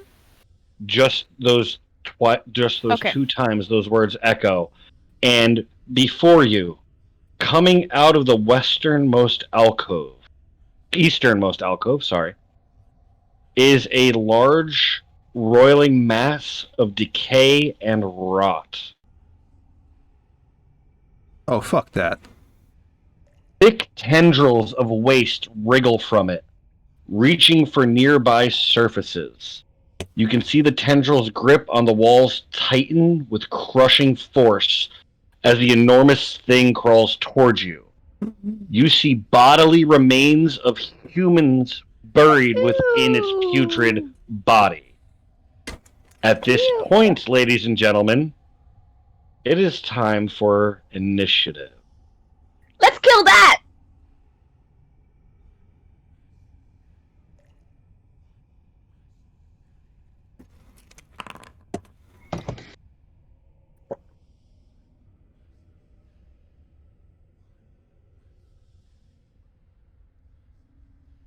Didn't I roll? I forgot how to roll the damn initiative. It's Same. the second from the left Okay, it's tab on okay. the right. It has the little crossed swords. And when you click on that, you can click on the little die near your character. Oh, that's okay. That's right. You put it in. It's in a different tab. I'm sorry, stream. I use Roll20, so I always forget. Yeah. I just need Abraham and Helvete. There we go. I can't- rolled it. I can't God. switch tabs. I got ass. I got it for you. Thank you. All right, and with that, combat begins with Chrysadara starting off the initiative. Okay, can you... How far away is this thing? Whoops, I didn't mean to do that. 30 feet from where you stand. Got it. 25 feet from where you stand, sorry.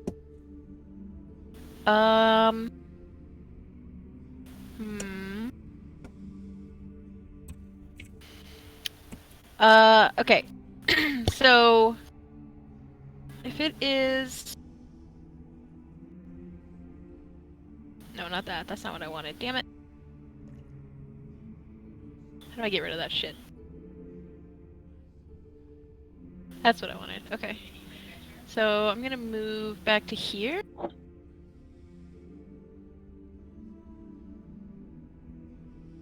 then I'm still 30 feet away.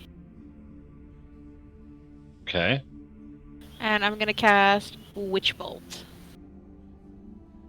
All right. One thing I do need to let you know is I actually modify the spell Witch Bolt to be a little bit more useful and effective, but it doesn't have its drawback.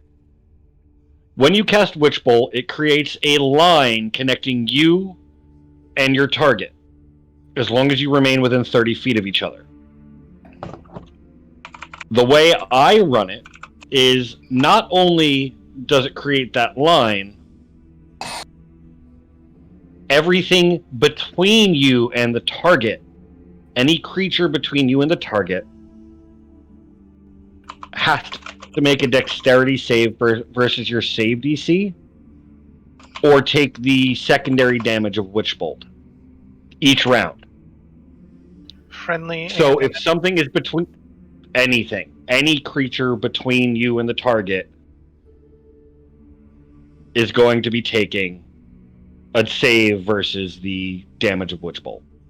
But that is continuous. So if you stand there and then you move down by where Rumari is, you'd still be connected to the creature, but Sir Gwillem, Tion, and Rumari would all have to make dexterity saving throws. Really? Or take the damage as well. So I'm basically going to forever be useless with that spell. Okay. I will change that spell later, because I hate that. I'm not going to do Witch Bolt. I'm going to do Chaos Bolt instead. Okay.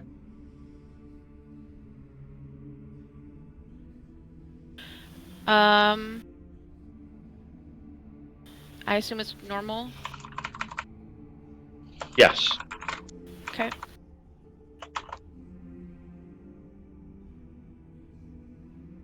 A 26 will absolutely hit. I'm guessing you didn't have the creature targeted because it didn't automatically do the damage. No, sorry, I did not. I need to see what you rolled for your damage right now, just to double check. You rolled a 4 and an 8.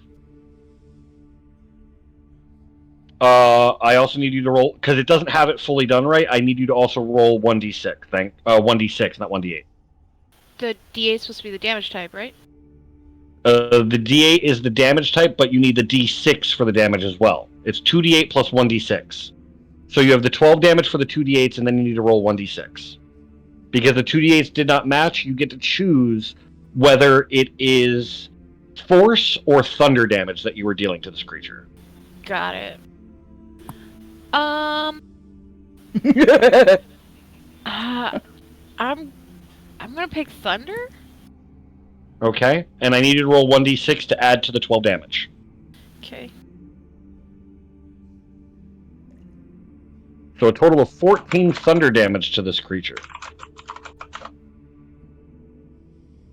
As it blasts into the flesh mound, and you just see a section of flesh and refuse just burst away as a loud boom echoes in this chamber, almost deafening everybody with its reverberation. Yeah. It's just unbelievably loud. So that is your movement. That is your attack. You want to do anything for your bonus action? I'm not allowed to. I have to do a thingy. Hold on. Who all is in the water? Remember, I'm a wild magic sorcerer. Oh, that's right. Please roll 1d20. You're good. What? I'm a wild magic sorcerer. I'm wild magic too. Oh, this is fun. And as that blasts in, what else would you like to do? For my bonus action, I'll do a true strike. Preparing yourself for the next round, your next attack against the creature has advantage. With that, it moves on to Sir Gwillem, who, being a dog and seeing a giant monstrosity like this, will most likely flee. Come to me. See, I'm gonna wave him over behind just me. Sacrificed him. Go ahead. Tell him to come over to me. Is that okay? Will he come? Yep. Yes, he will. Yeah. He absolutely will flee into that corner right behind you. Perfect. With that, he's going to take the dodge action, and it's on Ramari. Good boy. Okay. I don't like being this high in the initiative because I don't want to be the only one to run up to it.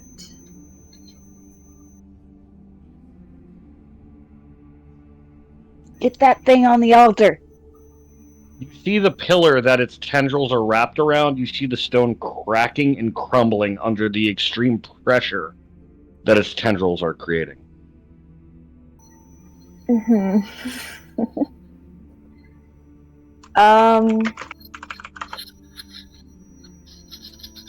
Jesus Christ. Okay. Scary. Rumari is going to stay exactly where they are. Do you want to ready an action? Yeah, that's what I was about to say. I'm going to hold an attack for if or when someone gets in melee of it. I'll throw a dagger. Alright, so if someone else gets within melee, you're going to attack. Yeah. Can Okay. you do part of your movement as part of the held action? On your turn, you can move and then ready an action, or you can choose that your ready to action is movement. So can I provide a ready action that is to move in and attack a thing? Or is that You cannot. You can either move or attack as part of a readied action. Effectively, you would be taking the dash action off turn. Got it. My second question is, can I ready an attack and then use a different weapon depending on the range of the target? You have both weapons in hand, I will say yes. So Okay, you could, if well- you have your quarterstaff in one hand and you have a crossbow in the other, I would say yes. You could alter it off round, but you would not be able to draw the weapon and fire it if it is not what's currently in your hand. So if you have a short bow, you could drop I would allow you to drop the quarterstaff, pull an arrow, and shoot as you're ready to action as What the if trade. it's a dart? And I just Yeah, you could have a dart in one hand and you could have the quarterstaff in the other, no problem. Yeah, that's what I was thinking. As long as each weapon can be held in only one hand, I'm fine with allowing that little bit of fudging. That is not a problem. Yeah, the quarterstaff is versatile, so it can be in one hand or two. Yes. All right. So you're going to ready in action then? It was Romari's turn, right? Oh yeah, no, I'm sorry. Yeah. Now it's on you, Kalen. Oh, now it's my turn. Okay. Yeah. Then yeah, Kalen's gonna move up closer. All right. So what? 1, 2, 3, 4, 5. From where you're currently standing, a straight line would be 15 feet. To be within melee of it. It is 20 feet from you. Right. No, I was counting my movement because I started over here. Oh, can I not do that? Oh, I'm sorry. I was looking at Tion. I'm sorry. Yeah. Yeah. I started over there, so I moved along the wall to here, and double moved through Helvete. So it's 5, 10, 15, 20, 25 to get to where I'm at. I was contemplating if I want to move one more forward, and I think I will. Okay. And then I'm going to do the same full 30 thing. feet. Yeah, and then I'm going to do the same thing. I'm going to prepare an attack, and I'm going to have the dart in one hand and the quarterstaff in the other. Okay. And then if they get in melee range, can I just drop the dart to do a versatile attack with the quarterstaff? You could drop the dart to attack with the quarterstaff, yes. And with that, we come to Helvete. I'm casting Mage Armor on myself. Okay. Upping your AC. Please cast the spell on your character sheet, and it should add it to your armor class. Okay, see if it'll do it. And with that being said, let me take a look. Let me just double check it for you real quick. Because currently your AC is 13, so your AC should go up to a 16 if I'm not mistaken. Or 15. Should I hit roll, alt roll? Just hit roll. Okie dokie. And it should show up.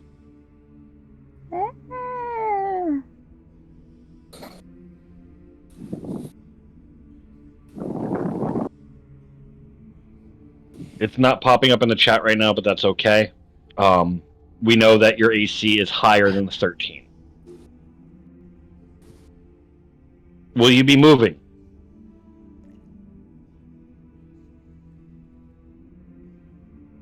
And we lost her again. She froze. Oh no. She usually comes back pretty quickly. Hopefully. This is a really bad time for people to freeze. Oh yeah, not the best time. Yeah. In the meantime, you want me to do what I was gonna do, or? Well, no, because you actually go after the creature, as does Tion. Oh, I mean, we could change that, and I could just go before. I mean, you could, but you're not going to. You could, but then that would be cheating. How many, I can't remember. How do I do the, I'm sorry to ask again, Rich, the, spell slots in here? Because we're second level on your now, character right? sheet. You're second level, so you still have first level spell slots. Yeah, I'm saying, but we should, how many spell slots should I have at level 2 for a cleric? Someone else think answer we're that all question. Level we're all 2 out. cleric. I think we used all our spell slots in the last session. I think we did too. I think all the clerics use their spell slots healing. Or at least one cleric used all their spell slots healing, the other cleric used a lot of their spell slots doing other weird things. Not judging. Okay.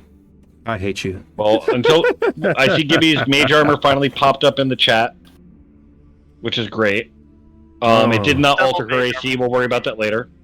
But until she comes back, she can choose to move when she wants to, but it is now on the demon that was summoned. And with that crushing force, it starts to move forward, splashing through the water. The stones that its tendrils are lashing out into, and you can actually see them sort of penetrating and just crumbling the stone around it. It starts moving forward.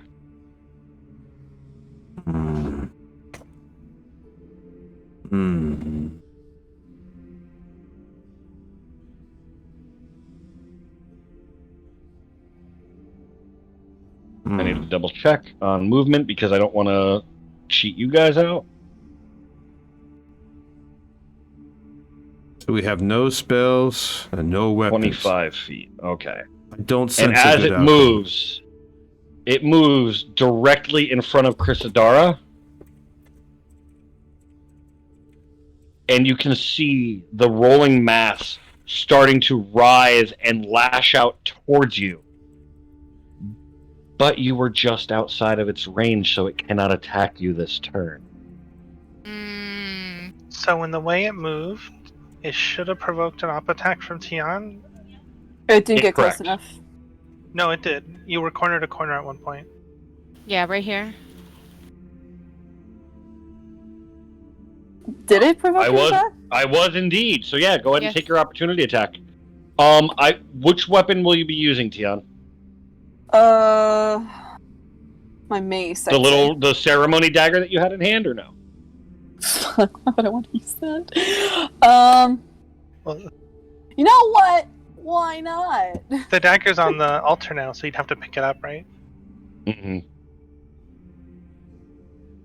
I'd allow you to just grab and swing since it's literally there. It's not in a sheath Yeah. or anything like that.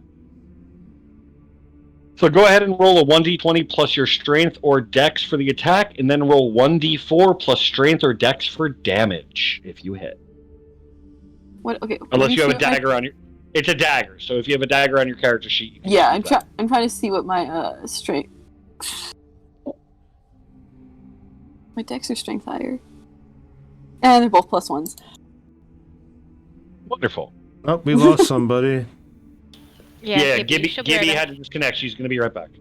Yeah, chat for a minute. The windows are going to be messed up for our the portraits there until this person reconnects. Just give us a moment. So 10. A 10 will not hit. Yeah.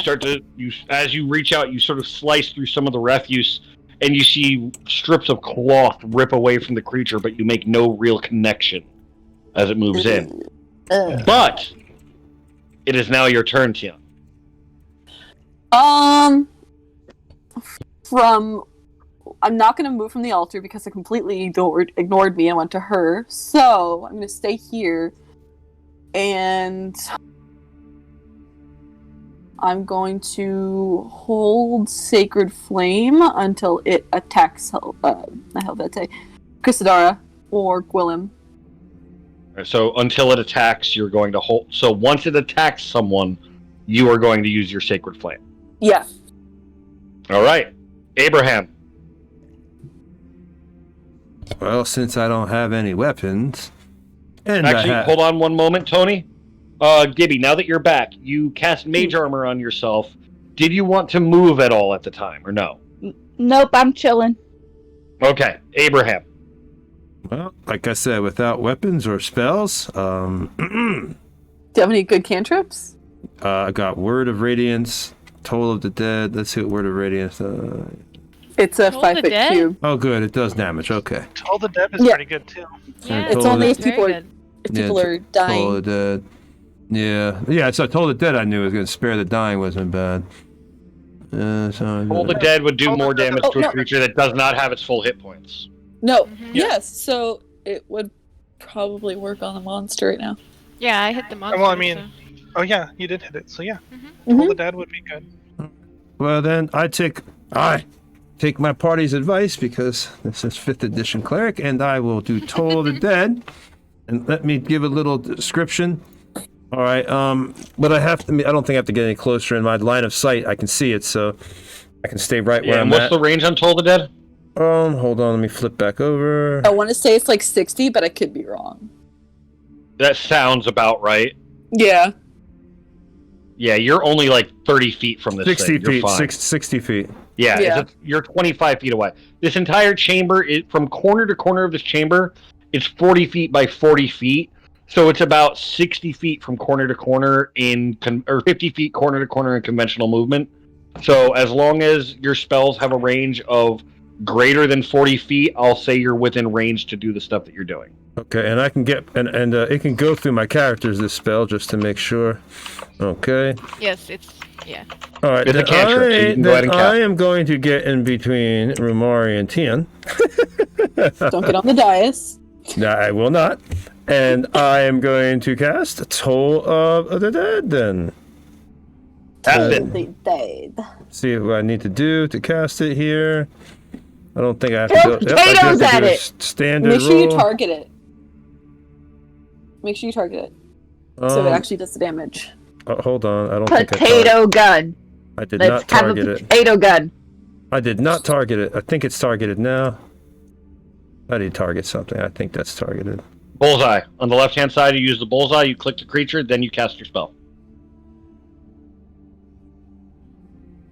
As a matter of fact, right now, everybody click on the little bullseye to select a target. Everyone should target the creature. I'll see how many little circles are on it, so know that there should be a total of 5 or 6 circles on it if you have Sir Willem target as well, just to make life easier when it comes time to do damage.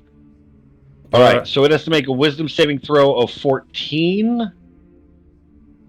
And this system is set up to automatically roll it for me, but I don't know if that module is working because there was just a major update. All right.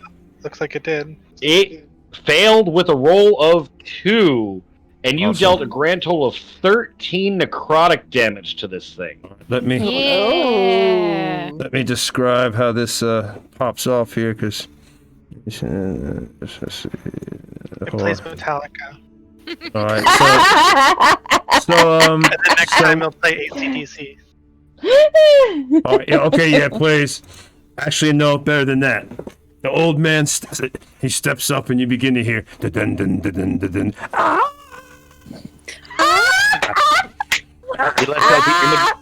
He lets out the immigrant scream. I sense now when the winds blow. All right, chat. And he casts Hold on it. one moment. Chat. Anybody here that has any type of Photoshop skill, please get a face-on shot of Tony screaming just now, and please superimpose it over the Snow White scene from Shrek. I've been to the land of the ice and snow, and the winds blow. Oh. And then, of course, you see as I do that, the sound just bells through the air.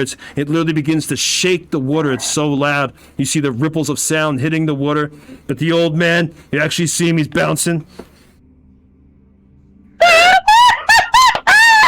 Does Abraham know how to And do then it quiet? hits the Sound creature. like And then it hits the creature. Yo, I'm just head banging with the old man. Will you be moving any more, Abraham, or will you be staying where you're at? No, I'm just standing like there, and then I like kind of take like a potato, pretend it's a mic. Drop.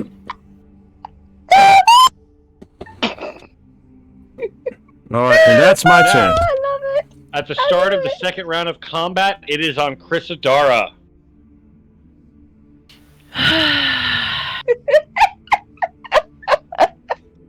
You see the mutilated and desiccated remains stitched into this thing with all of the trash and discarded garments, and it is looming over you. I hate Sorry, I had it. to switch. And I'm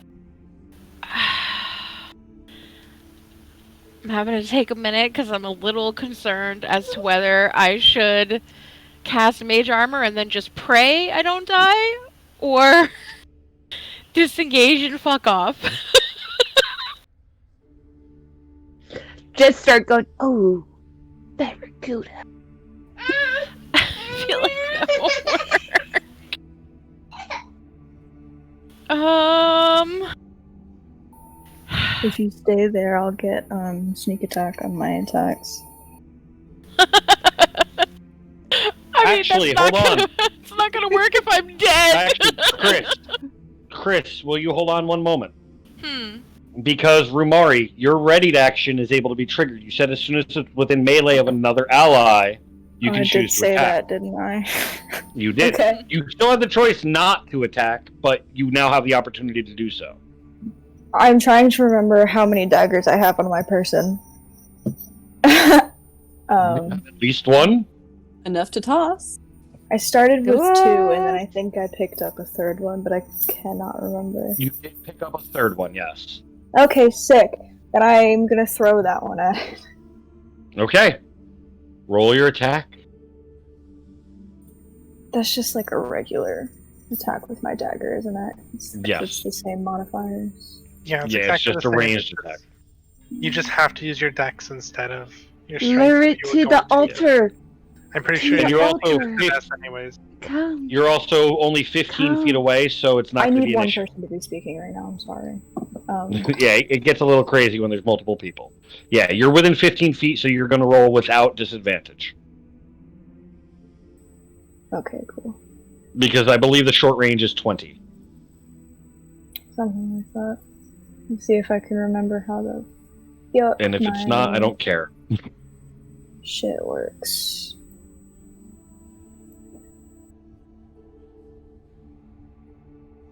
When you throw the dagger and it sinks into the eye socket of one of the bodies that are embedded on this creature, and you hear a infantile scream of pain Oh, that's lovely. as the dagger sinks into the flesh, and you see the entire thing writhe. Now, Chrysadara, directly in front of you, you see all of the mouths on this thing are sort of agape and slack, but from the center of this creature, you hear that infantile scream crying out. Yep. Yep. Yep. Okay. I'm going to disengage. Mm-hmm. And get the fork out of here. All right.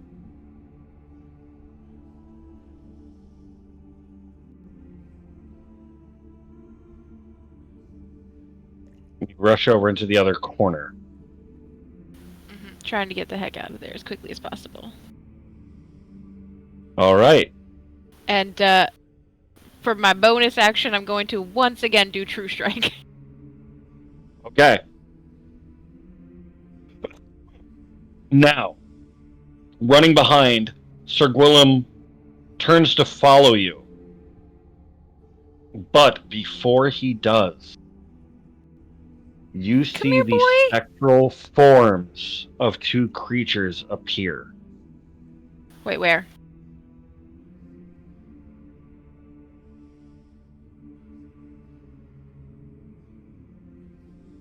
Oh no, not them. What?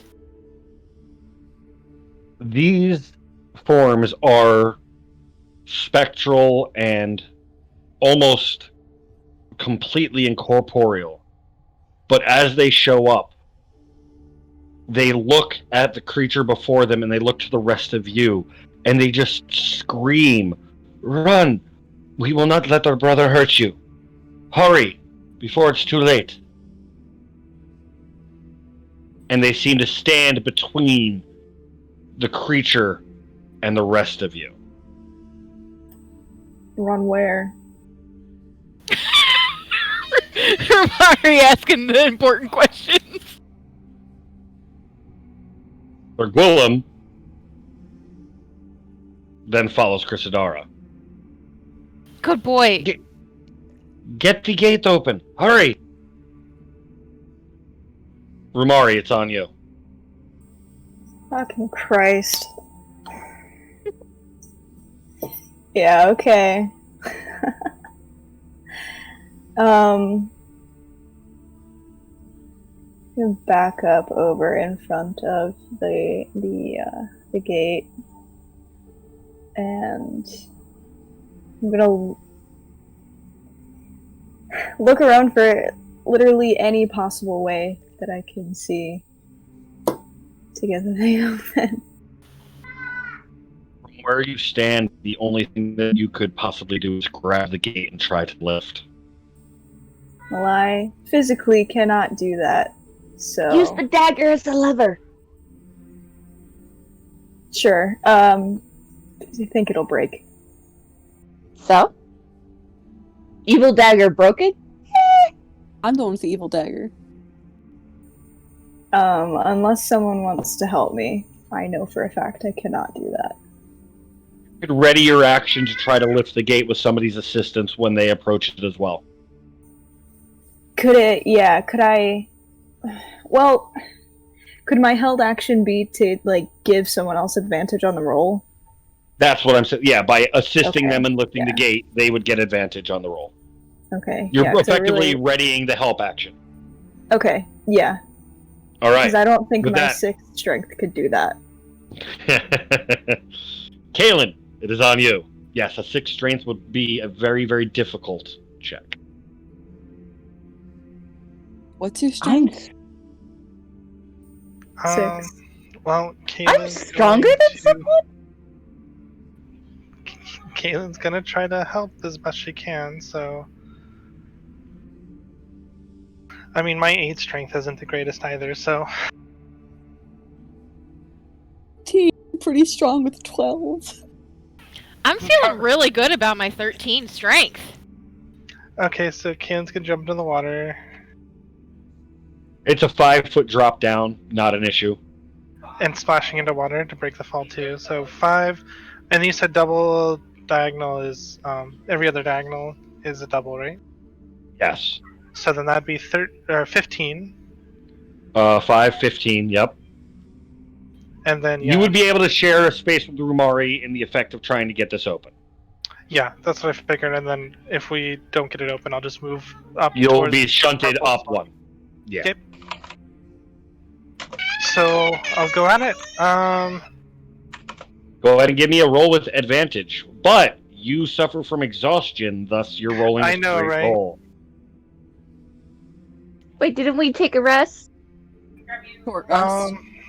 The short rest, yeah. I mean, that's what Caitlin's gonna do. She's still gonna try, so... I feel like I want her to, tell Rumari to wait to not help, but... That might be too much. Then communicate with the Rumari. You have that free time of speaking very quickly.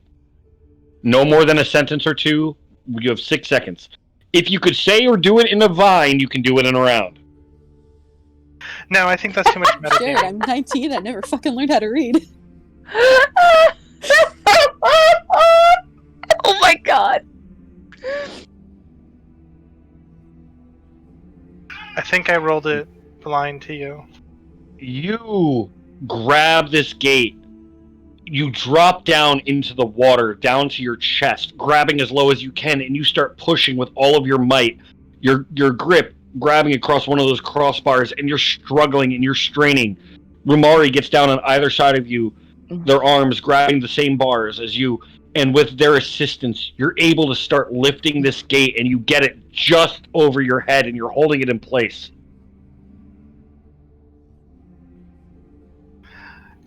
Can I somehow throw the quarterstaff into the... He'll probably snap. Into the... You have both hands Okay. holding this gate. If you remove one, it's crashing down. Alright, then she'll try to step to the side and make room for people to get through. You're literally in the doorway of the gate, just holding it. People can get by you.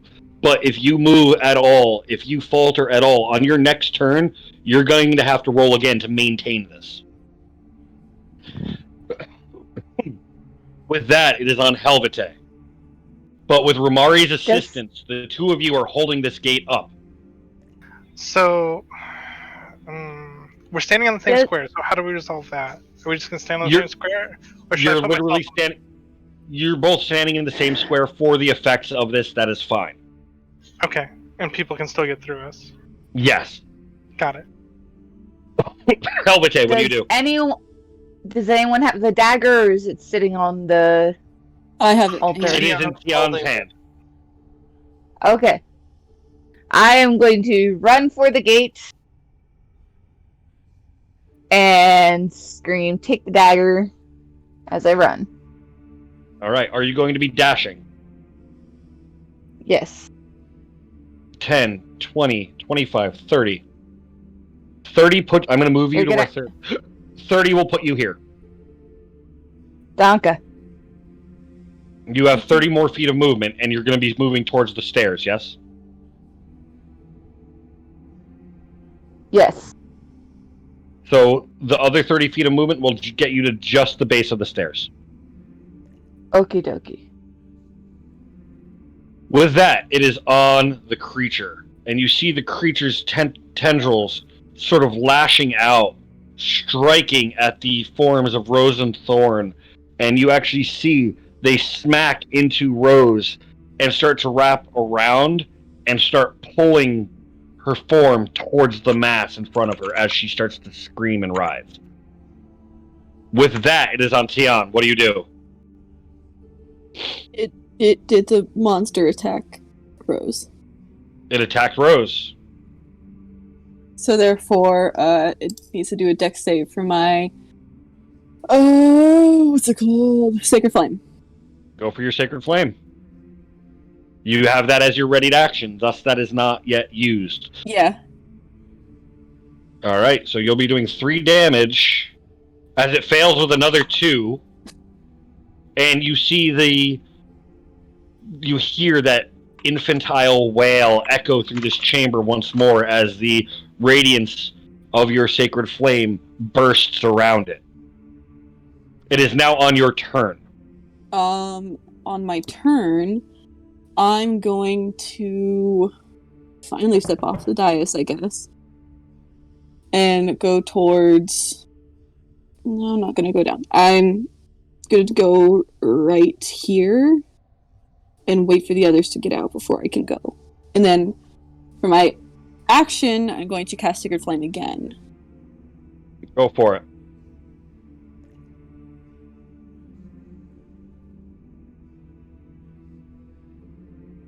It fails 6. You deal another 6 damage to the creature. And those wails become more fervent and louder. And when you look back, you see that Rose is gone.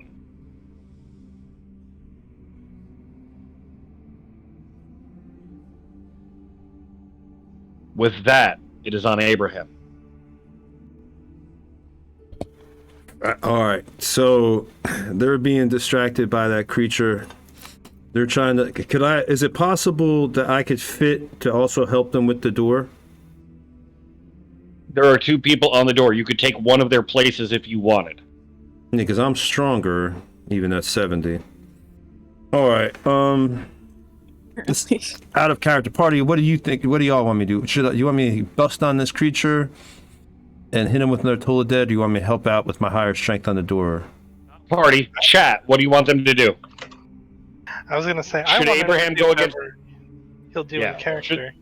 Should Abraham go to attack the giant flesh demon that's wailing like a baby, or should he run the fuck out and grab the gate to allow the others to go through? What do you guys think?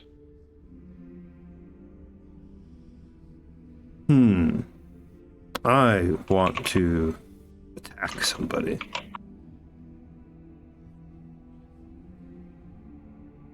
All right, chat is saying run, and players are saying all the other players are saying you should make your own decisions. Oh, I should. Oh, Rumori had to put me under pressure. I hate decisions. Doom. All right, I'm gonna go ahead. The chat is absolutely screaming run. So it's up to you, Tony. What does Abraham do? Well, I'm gonna go with party. Strahd is my party. You know, he's gotta be loyal to the party first, baby. That's the way it goes. So, if party wants me to make my own, I will go ahead on this one and say, you see my character, my old man, because he's wearing like a robe. He kind of pulls apart his robe to expose his strong chest and takes out a little oil and puts it on. and then he does a Pete Townsend windmill, and you start hearing you see the Pete Townsend windmill from the Who, and then all of a sudden you start hearing but that's not the song. But that's not the song we sing. That's just the move. We're going for. I'm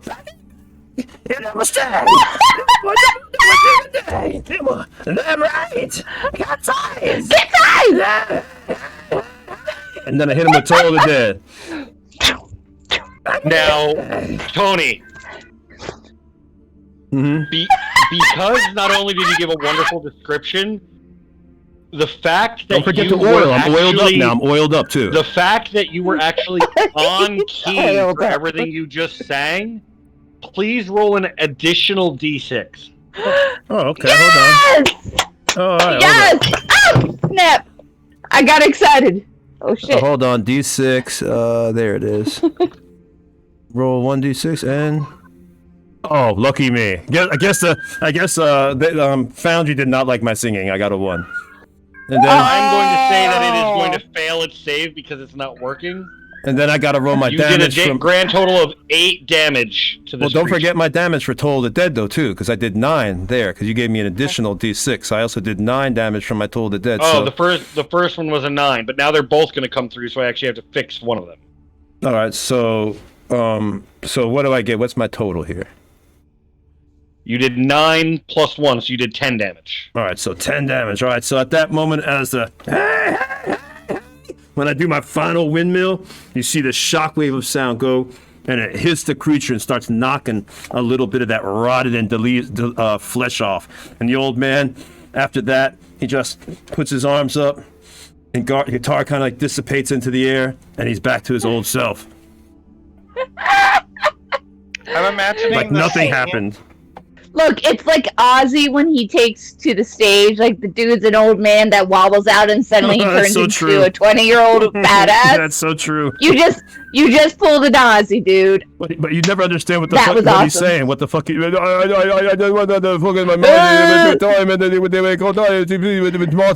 then suddenly he's straddling a cannon that's blowing foam out into the audience. Like, yes, thank you. Thank you. Oh, well, that was actually, Omega Scales just pointed something very important out.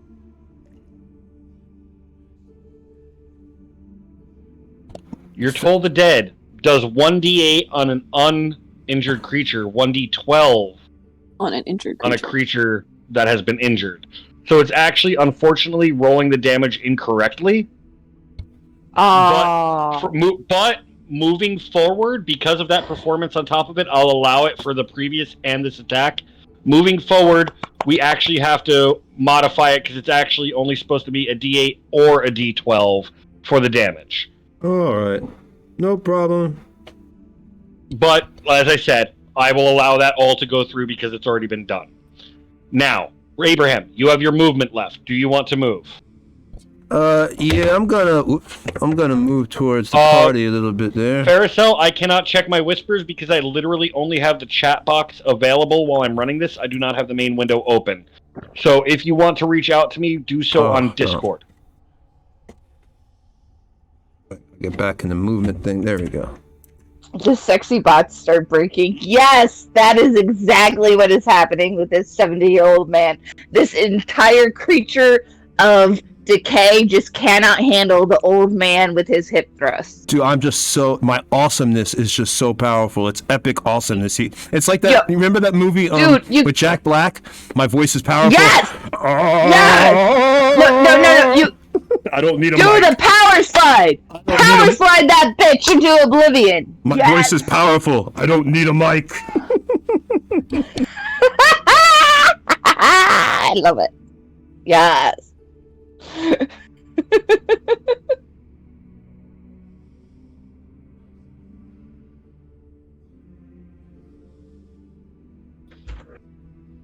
Young lady, keep it down. All right. We Young heard that. lady, keep it down.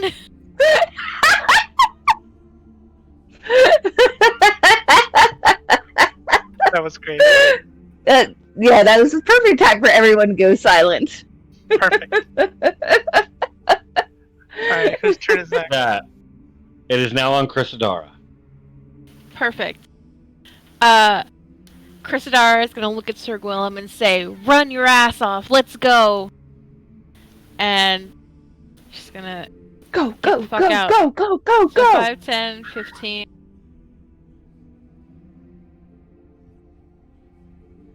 And she's gonna dash.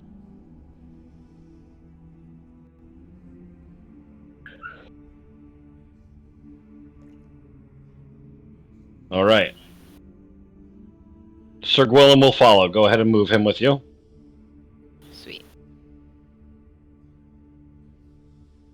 Rumari, it is on I you. think you just put him right behind you. I don't think you need to count it. Yeah. Yeah, because Well, we're he can actually going to be actually- transfer. Yeah, He we're can actually actually going to be move transferring faster. We're going to be but transferring it's the fine. theater of the mind if everybody gets out. So Okay. once you're out in this main chamber area, we're going to switch it up. Okay. Rumari, what do you do? I can't move yet, can I? I'm still holding this gate open, right? Continues. That's correct. Are you going to continue to assist? Because when it comes to Kaelin, Kaelin's going to have to roll another strength check to keep it up. Yeah, no, I'll wait until we can both go together. Okay. So, Kaelin, go ahead and give me that strength check. Okay, let's try this. I guess I can make it non-blind. Hold on.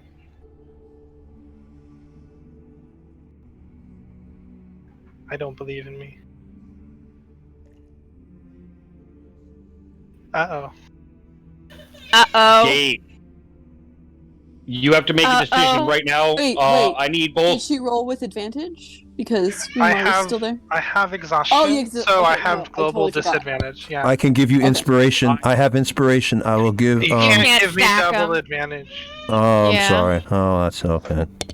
I need both Kaelin and Rumari to just roll a d20. On an even, you dive through to the other side of the portcullis.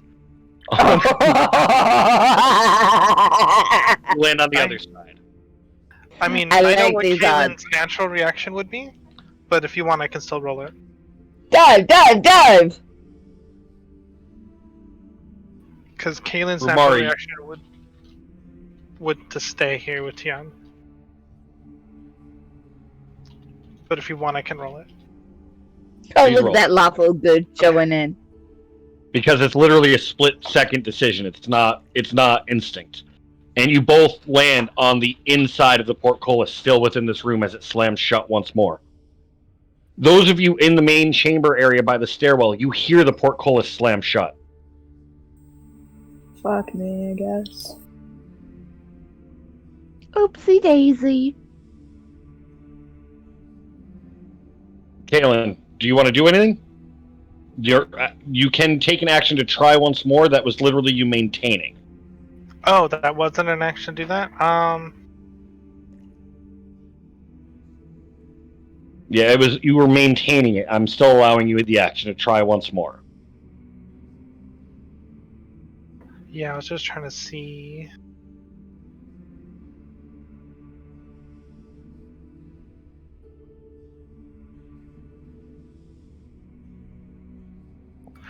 I think I will instead use my action to assist the next person to try to open it. With that, it comes to Helvete. You're going to start running up. Is anyone behind me? Yes, Lady Chrysadara and Sir Gwillem. But that's it? Yep. And you heard the portcullis slam shut again. Really?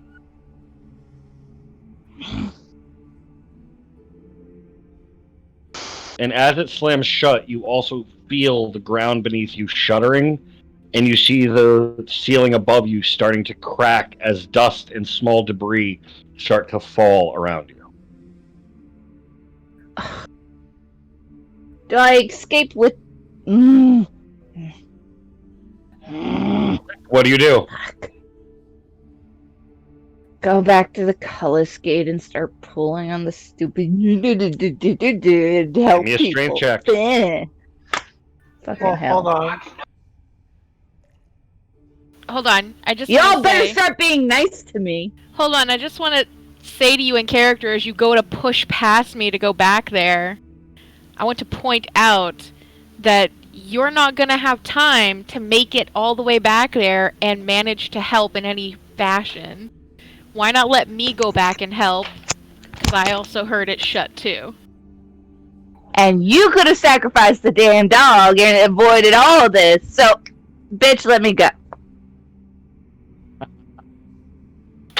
Fine, do whatever. Tensions are mounting. So, Helvete, with your speed, you can go 5, 10, 15, 20, 30. 30 will get you here. If it will actually move you. 30 will get you here. You're still 10 feet from the wheel of the portcullis. In order to get there, it's going to take another 10 feet of movement, which would be a dash, and you cannot use your action to operate the wheel this turn.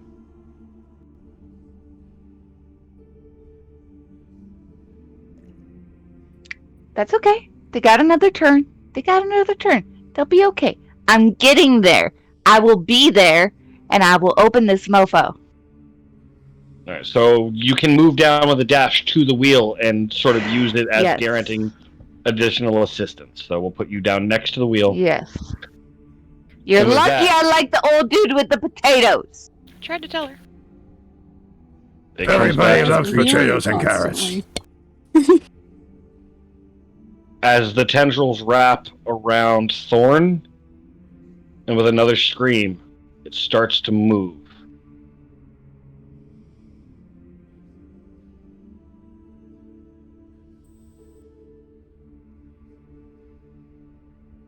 And it bears down on the group of you. Tian, it is on you. All I got is Sacred Flame. Actually, wait. Hold on. I can also And a dagger. now that it's That's it. Sacred Flame. That's all I got. hold on. I also have Word of Radiance, but I don't know if it's worth it to switch out that for Sacred Flame. Word of Radiance does less damage than Sacred Flame, typically. I mean, Sacred Flame is a D8, and Word of Radiance is a D6. So yeah, yeah, I'll just Sacred Flame it again.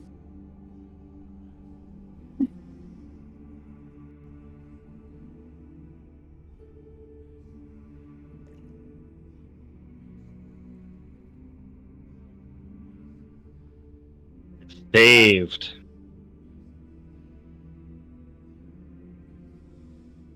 I think I have anything else So that I it can takes do. no damage as the flames fizzle around it.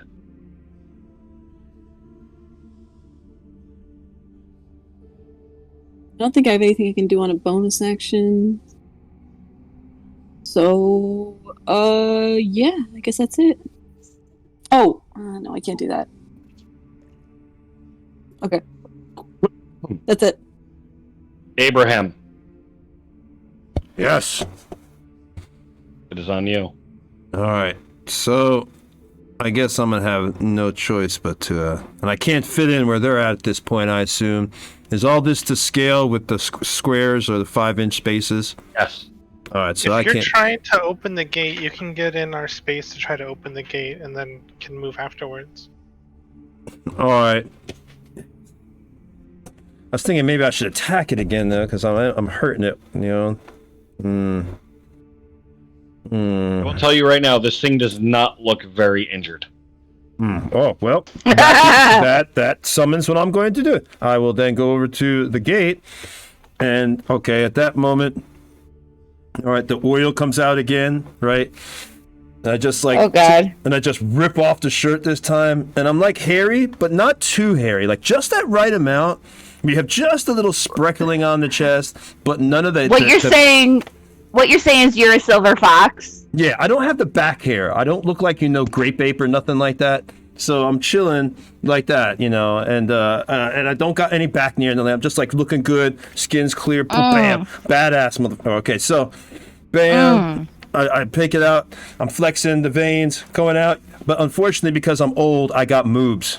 So, they're hanging low. But other than that, I look good. So I go over to, so I go over to the gate here. Let me do this. Here, move out of the way. Let me flex my biceps for you.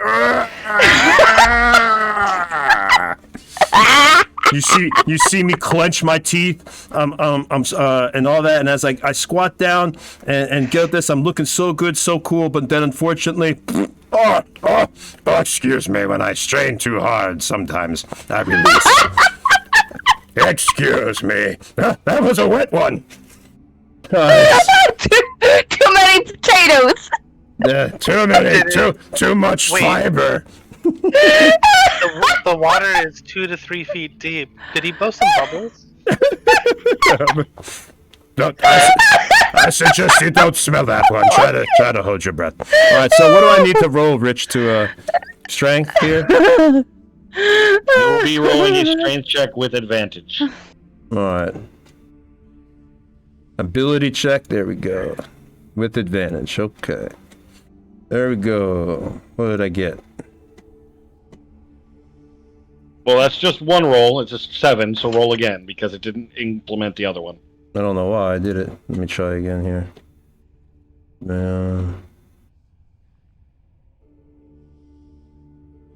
I'll just roll normal then. All right, there we go. A 4. Even worse. Can I use my inspiration to get another roll? No, unfortunately. We're going to place you 1 square over because unable to do so, you actually have to stumble back 1 square, so you're here now. Where? Back? Okay. Back where I was, I guess. Guys, that one took a lot out of me. I guess I wasn't paying attention, and when I released, I lost my grip. I apologize not only for dropping the fence, but also for the smell. But you'll get over it. Let's just move on. All right, and that's my turn. Sadara, save these fools. Chrysadara doesn't believe that there's enough room for her to help them. So she's just gonna go.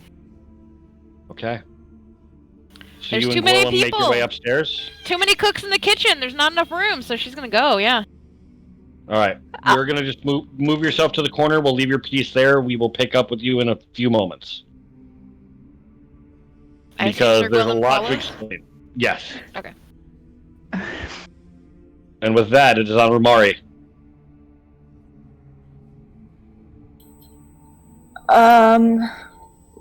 Yeah. Gate's still shut. I'll get back down and,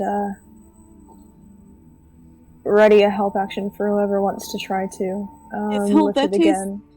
If Helvette's Whether there and she didn't help before, would she still be, like, there to help? I'm here. I Yeah. just ran up out Yeah. of breath, and I'm like gripping onto the wheel, but I just And like So Helvete, on Helvete's turn, they'll... Don't actually hurt yourself, Gib. I promise nothing. Yeah. But like meta, I know that Helvete doesn't have exhaustion. So whether You it also be see Helvete is gripping onto the wheel right now, and just purely on the idea of how something like this works, working the wheel is a lot easier than trying to manually lift the gate. yeah. Leverage. If I'm trying to lift the gate, will that help with the wheel also? Yes. Yes, Alright. it will also grant advantage there. Kaylin, what do you Okay. do? I'll do that. I was trying to check what I can do with my key. Because I don't see it all under my features. Oh, there it is.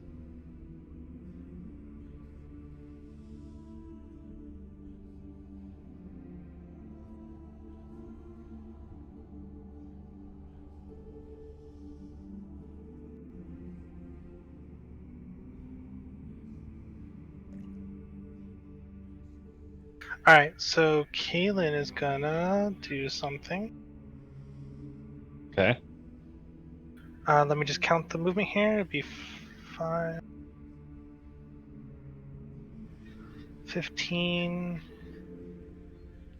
20. Well, so there'd be 15 to here, yeah, and then 20 up there, plus an extra 5 to get through Abraham.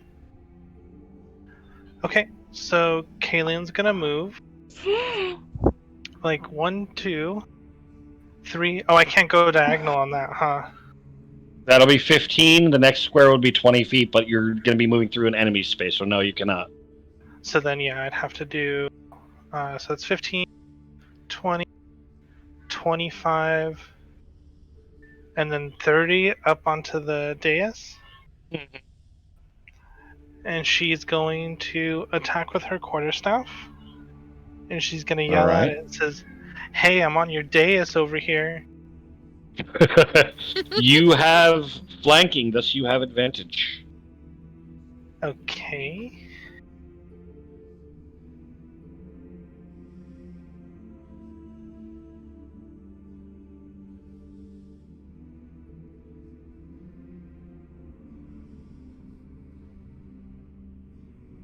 I hit with the 23. Dealing 5 points of bludgeoning damage to this creature, just smacking into it with that sickening wet sound. And then I'm going to use my last key point to bonus action dodge. Okay. You take down a defensive stance, trying to draw its attention away from the other people here. And with that, it comes to Helvete. You are at the wheel. You see Romari already starting to strain on the gate and trying to push it up. If you want to... The cat wanted nothing to do with that. If you are going to try to open the gate, give me a strength check with advantage. Okay. I don't know how to do that on here. Then just roll strength check twice. I will try. Nope, it's Try all hard. frozen for me. Is it? It is Hold all on. frozen for me. We need to figure out what's going on with your freaking computer. No, my internet is bad. Oh. Oh God, I know. Yay, the feeling. Florida. Yes. Yay, Florida. I live in the boondocks. I'm moving at the end of the month. Yay. Well, your first roll was a 0, and your Fuck. second roll was a 3. Really? Really?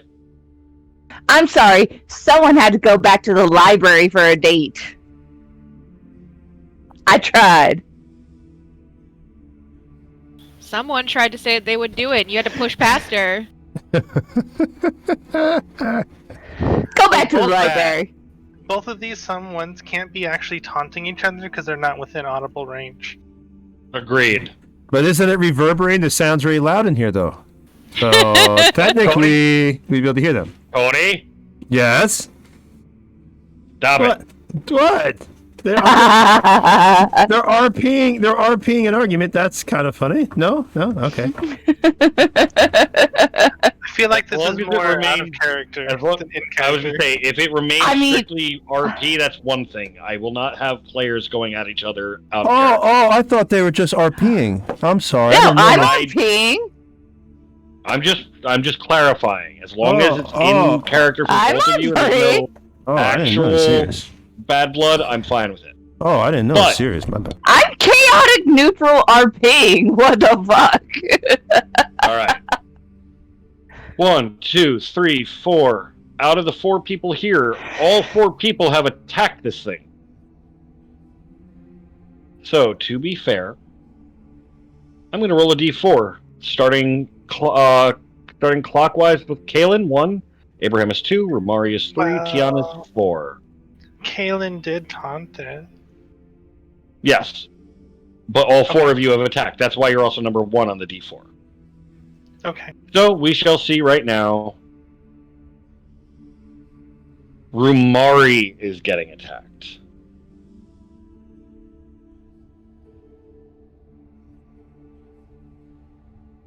And as the creature whips around,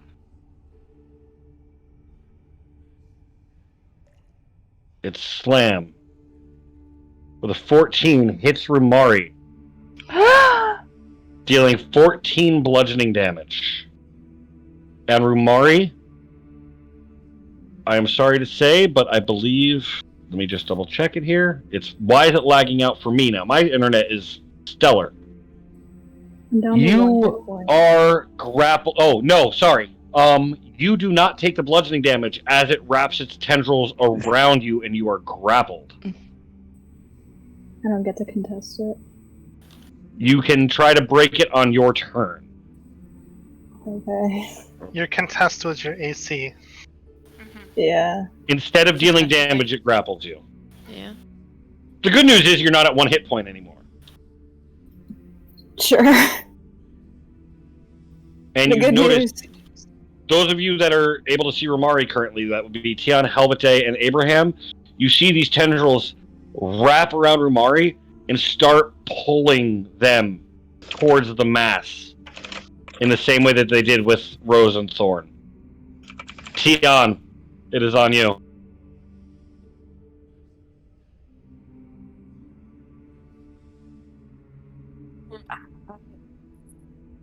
I'll pull out the shield and the sword. And, Just so you know, putting a shield on is an action. Donning or doffing a shield. I thought it was a bonus action. It is No. an action, unfortunately. Then I guess I'm not going to do that. And I'm just going to stab this thing with that knife.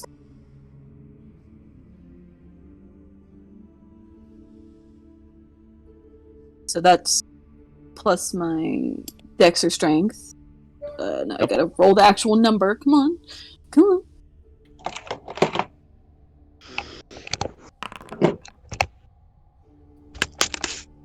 Yep, that's a no. Plus your dex or strength. Yeah, that's not going to hit.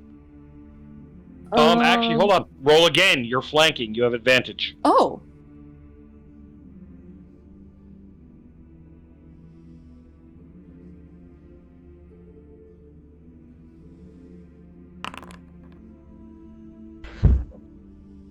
Plus what? No. 1. No, unfortunately. Mm-hmm. You slash at it, but it's only superficial in the cut. It doesn't deal any real Mhm. damage. Mm-hmm. Bonus action and movement? I got no bonus action. But without leaving its like space, could I get over to this spot right here? Yes, you can move around it. As long as you can move around it without stepping outside of its range, Well, technically, you can I circle. would try to be yeah. Yes, you can move there without invoking an attack of opportunity. Am I still flanking with Abraham? You are now flanking with Abraham, which means on Abraham's turn, Abraham will have advantage if he wants to attack it. All right, that's it. That's it. That's all I got. And with that, it is on Abraham. All right. So, Abraham gets up for this one. Same scenario. You're going to see, like, he stands up, starts rippling, but this time it's really weird. His hair seems to get a little bit longer as he begins to cast this spell, looking a little bit younger, a little bit sexier. And this time, instead of the song Hot for Teacher, he changes it to Hot for Creature. Got it back! So is he a bard now? Bard/cleric, a bleric. Got I it actually have one of those. Got it back. I'm half a teacher. And of course, then you see the sparks fly, and it takes some damage, hopefully. And let's hope it fails its save. Let me roll here.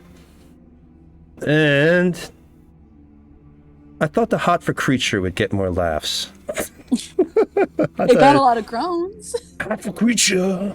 All right, I forget. Oh, I gotta roll. Hold on.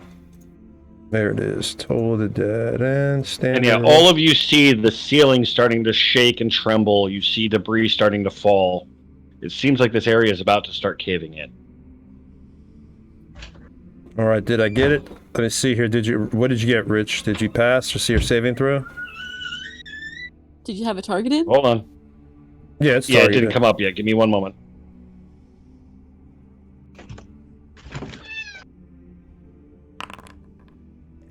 Yeah, he failed. 9. And that means I do 9 damage. No, it means you do. Hold on, where'd it go? Oh, I do. Oh, yes, it's doing the Wow. wrong. Roll a d12. You did 3 You damage. did 3 damage. Well, okay, 3's still good. All right, so at that moment, as my Got it bad, hot for creature. he's singing, and you see the damage, and the sparks actually fly into it, and this time it sets ablaze the little bits of rotting flesh and debris, and the smoke begins to permeate above the creature, and it's a rotted, putrid smell, like somebody was cooking poop. Oh, Works for me. Yeah, gross, absolutely disgusting. And that's my turn. Lady Chrysadara and Sir Gwillem, you make your way up the steps. I'm going to move your piece to where you're at now. Okay. We will say this is where you're starting at. Okay. And you see the ground starting to tremble and shake around you. Okay. Like it looks like you see the wood bearings that are on each section of these walls starting to crack, and it looks like the ceiling is starting to cave. Okay. Where do you go? Use the arrow keys to move your character. Yeah. So message has a 120-foot range. As long as you're pointing in the right direction. Right, and it can go like around. It can go like wherever. So I'm gonna point in the general direction before I head up the stairs, and I'm going to say, "Is everybody coming?" And I'm going to send it to the person who I assume is not going to be dead yet, which is Tian. Why me? Tian, you hear that message in your head. oh yes. Everyone's trapped. We're all coming. Yes. With message, you get like a reply. Yes, you can reply. Oh, you can reply. 25 words or less. If we can. That's all I need. There's an old man doing a musical number next to you. There's a giant death thing right next to you. Like, what's your message? So, Chrysadara, you send your message. Your response, the response you receive is, "If we can," and Tian sounds very pressed right now.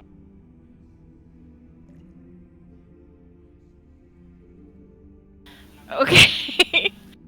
That didn't tell me much. What do you do? I'm just gonna keep going, I guess.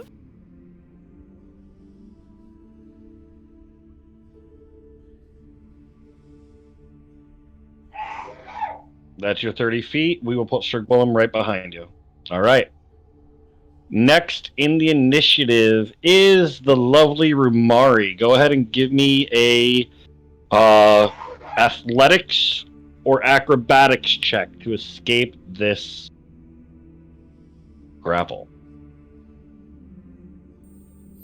Fuck me. You are unable, using your action, you are unable to escape the grapple. Now, that being said, obviously 7 isn't going to work. Did you use your inspiration that you had yet from when everyone put the bones away?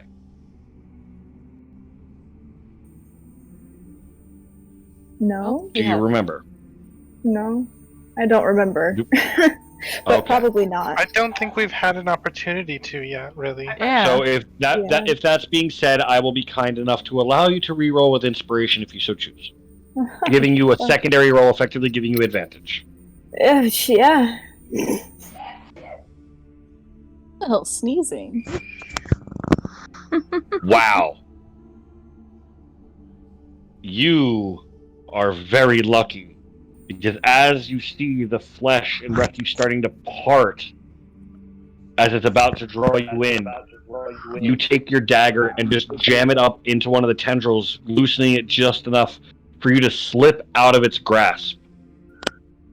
You are no longer grappled by this thing. What is your passive perception? Not great. I don't know. Where is it at?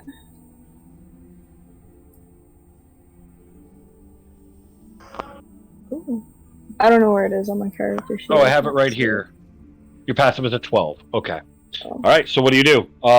Bonus action and movement available. Well, fuck. I don't have any bonus actions. Level do you get the dodge? You have cunning action, don't you? Yeah, I think that's level 2. Is that at level 2 or level 3? Yeah. I think it's level 2. It's level 2, because level 3 is when you get your subclass. Where the So you can fuck take is the my dodge, shotgun? disengage, or hide as a bonus action. Then yeah, I simply cannot read.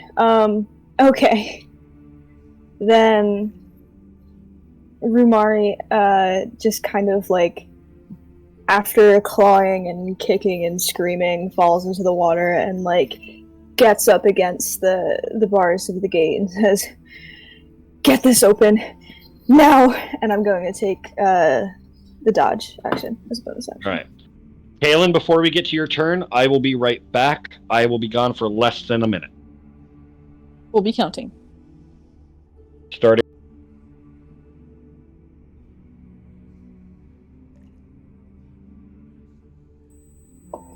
I thought cutting action was level 3. I can't read. You know, on my character sheet, I was trying to find where I can use my key, and it's like not on my main page. So it took me a while to figure it too. Yeah, the character sheets are not super easy to read, but it's fine. Yeah, I kind of just wish everything was, because everything is in like single line entries. Might as well Yeah. like put them all on the front page, but they don't. I think I'm just like more used to using D&D Beyond, so I don't know Same. anything else. But yeah, like all my key points are not on my front page, and that's where my like bonus action dodge was. Mm. And I am back. So, with that, it is on Kalen. What do you do? Kaylin does not see what's going on the other side, so Kaylin is going into full attack mode. Before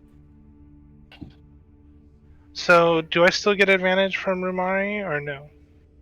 you are on opposite sides. Yes, you do get. I will grant you advantage because technically you're crossing through the center of the creature.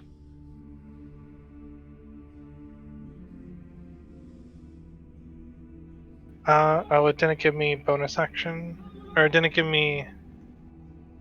So roll again. Yeah, I can do versatile, but it didn't do advantage. Just roll the attack twice. It's only showing. Okay. It's show, so if you hit, it's going to be 8 bludgeoning damage. So just roll the attack normally. Oh well, I rolled it twice. They both missed. They're only showing your damage. They're not showing an actual. It says the bottom Attack. misses Flesh Demon. Yeah. But it doesn't show the attack roll. Okay. So actually roll an attack because an 8 will miss. Yeah, a 23 will absolutely hit. So I will add another 3 damage from the 5 that it took. So you did 8 damage with that first strike. What else are you going to do? You have your unarmed strike as a bonus action. I am gonna bonus action unarmed strike. Okay.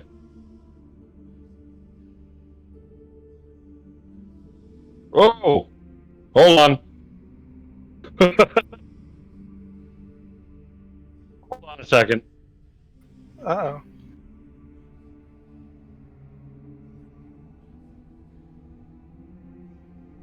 There we go. Oops. Oh, does it have like green blood on it now? No. Because when I went to update the damage on it, it didn't actually subtract it, it just reduced it to 0. Oops. No, I mean I killed it, right? That's what happened. No. She No. killed it. Yeah, definitely, I killed it. That's cute. Take my, was it my pain, my sorrow, and all of my suffering? I'm glad you got that. With that, Kaylin, are you going to move or are you going to stay where you are? No, she's gonna stay where she's at. Helvete, what do you do? Helvete is gone. We lost Helvete. Yeah, I think she's coming back. Can we just assume she's gonna try to open the gate? Would that be wrong to assume? I don't necessarily think that would be wrong to assume. So what I will do is I will roll her check. Come on.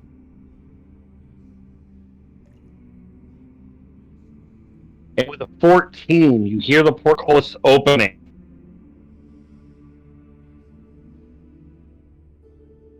She's now holding the portcullis open. It is open about halfway. Enough for you guys to start squeezing through.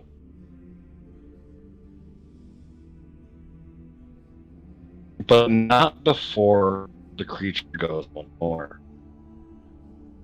Before, this time we're going to start once again with Kaylin. Kaylin was 1, Abraham's 2, Romari's 3, Tian's 4.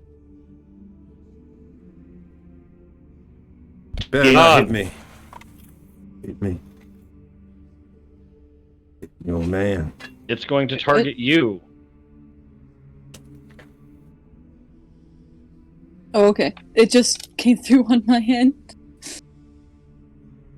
Tiana's being attacked. Mm-hmm. Does a 14 hit? Yes. You take none of that damage as it grapples you. You are now grappled and starting to be engulfed by it. On your turn, you can try to break free of the grapple using your acrobatics or athletics, and using your action to do so. It is now on. Is that a save or a check? It is an ability check. Okay. Oh yeah. I don't know what's higher. Hold on.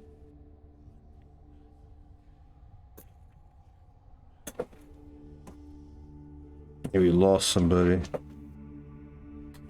think she's coming back in just a second.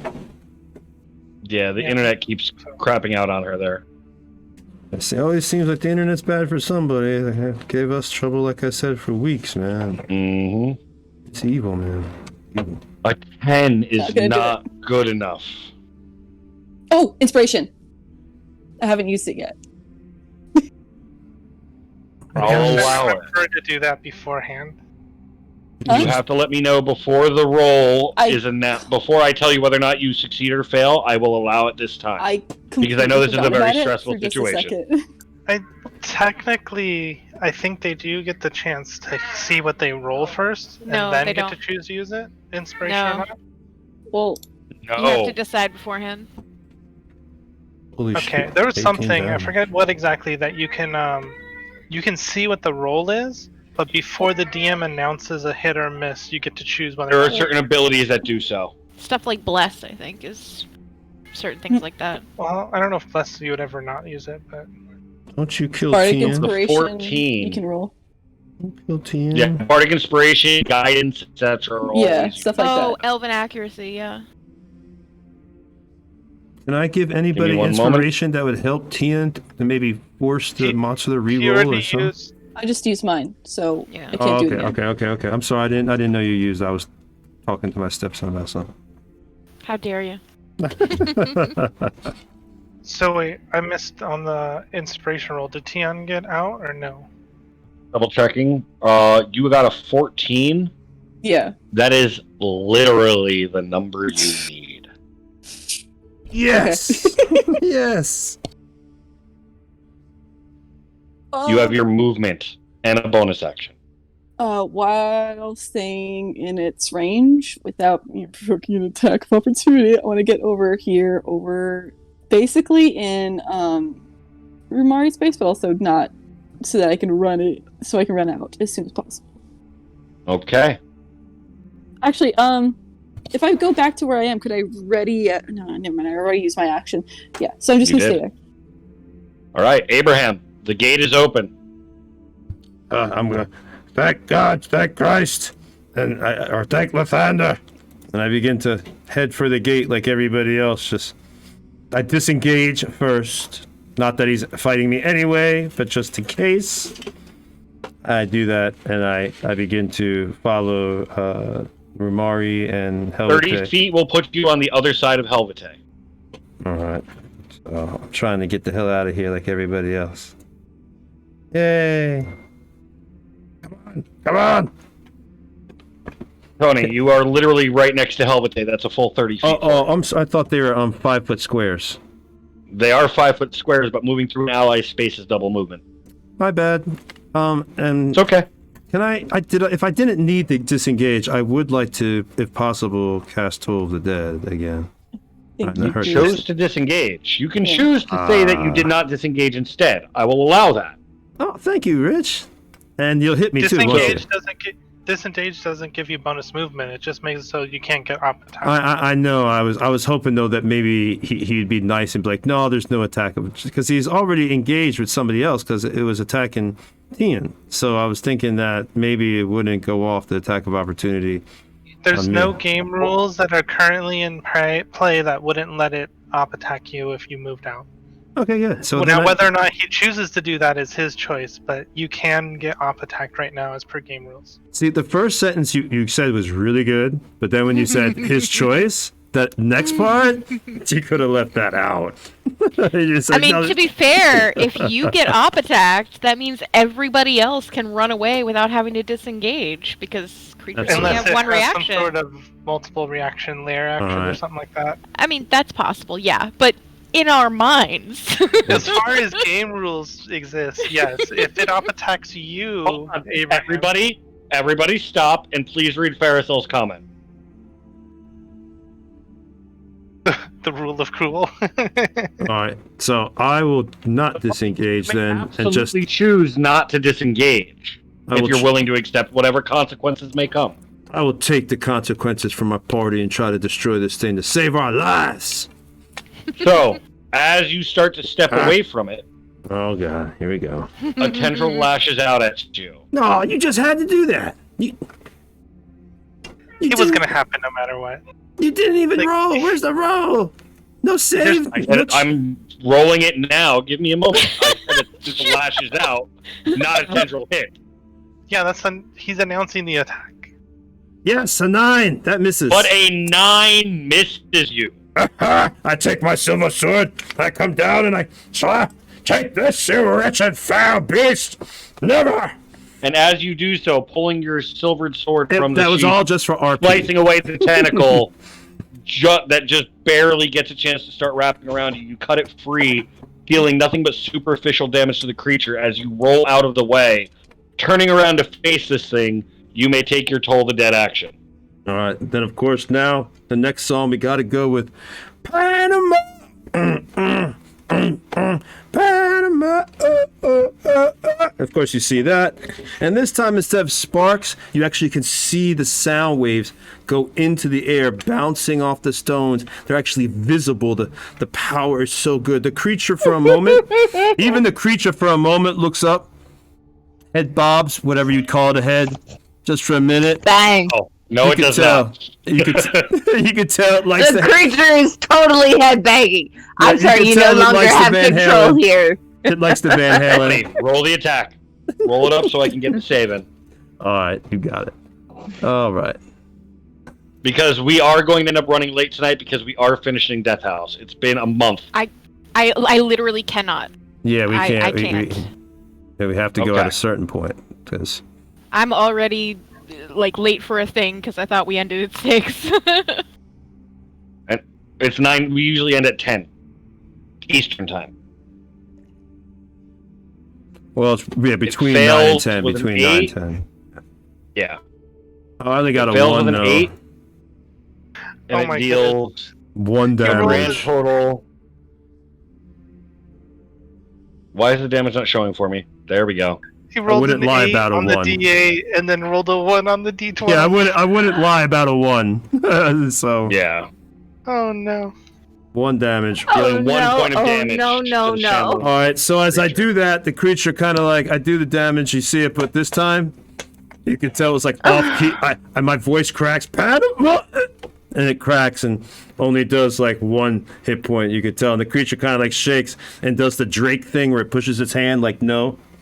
I don't does that Drake meme thing. Yes. Chris. No. You see, I'm cool, young people. I know about the Drake memes. That just means you're even more old. And that's my turn. I'm still gonna run. Okay. Before I run again, I'm gonna do the same thing. And I'm going to point in that direction. And message Tian again. Yeah, and I'm gonna say, are you guys actually coming? Or should I come back and help? Is there room? That's my Help message. would be nice. Rumari, It's a hot date. Please and thank you. Rumari, There's a you hot get date. this message in your head.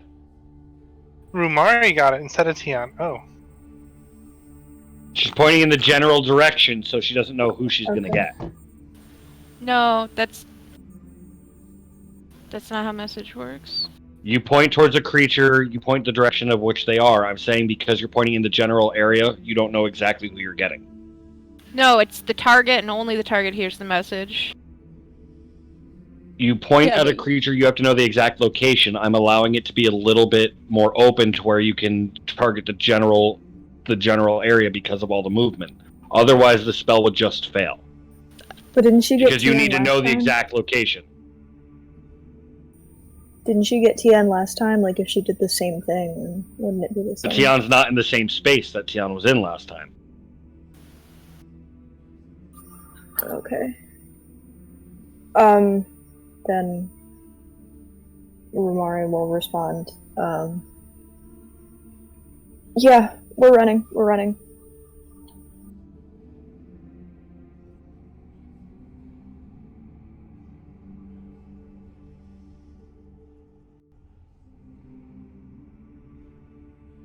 Chris, did we lose you? We just lost your image completely. Her camera was frozen, so I informed her to restart it, but now it's just black. Okay. But I mean, she can't do any more beyond just sending the message and getting the reply. Yeah. I'm just looking over, and it looks like she's still running. Give me one moment.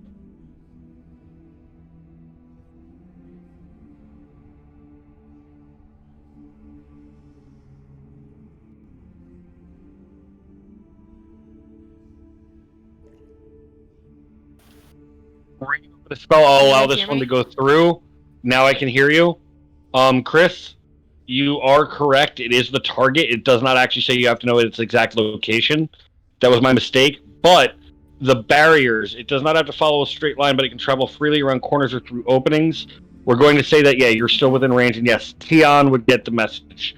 Because it doesn't say that you have to know the exact location. You point your finger toward a creature within range. That was my mistake. So then if I how get- does Tian respond? Yes. We're trying to run might be a little rough. It's still attacking us as we're trying to go. I think that's it. All right. Okay. With that, Chris, do you start to move again? Yep, I just saw where you moved. Chris is gonna stop on what she thinks would be the end of the range. Okay. And I counted, and 120 is like 2 spots behind where she is, but I'm lagging so bad I can't move my character there. That's okay. If you can just stick it there. We're 2 spots back towards Yeah. the party? Yeah. Okay. Wow, it's really lagging for me too. What the hell? There we go. Ta-da! Alright, Sir Gwillem will run up with you as well. Rumari, it's on you. I'm gonna disengage and just start pushing through Helvete and Abraham. Alright. 25. One more space will get you 30. Yeah, I'll get All around right. the corner. Just get out of the way. Kaylin.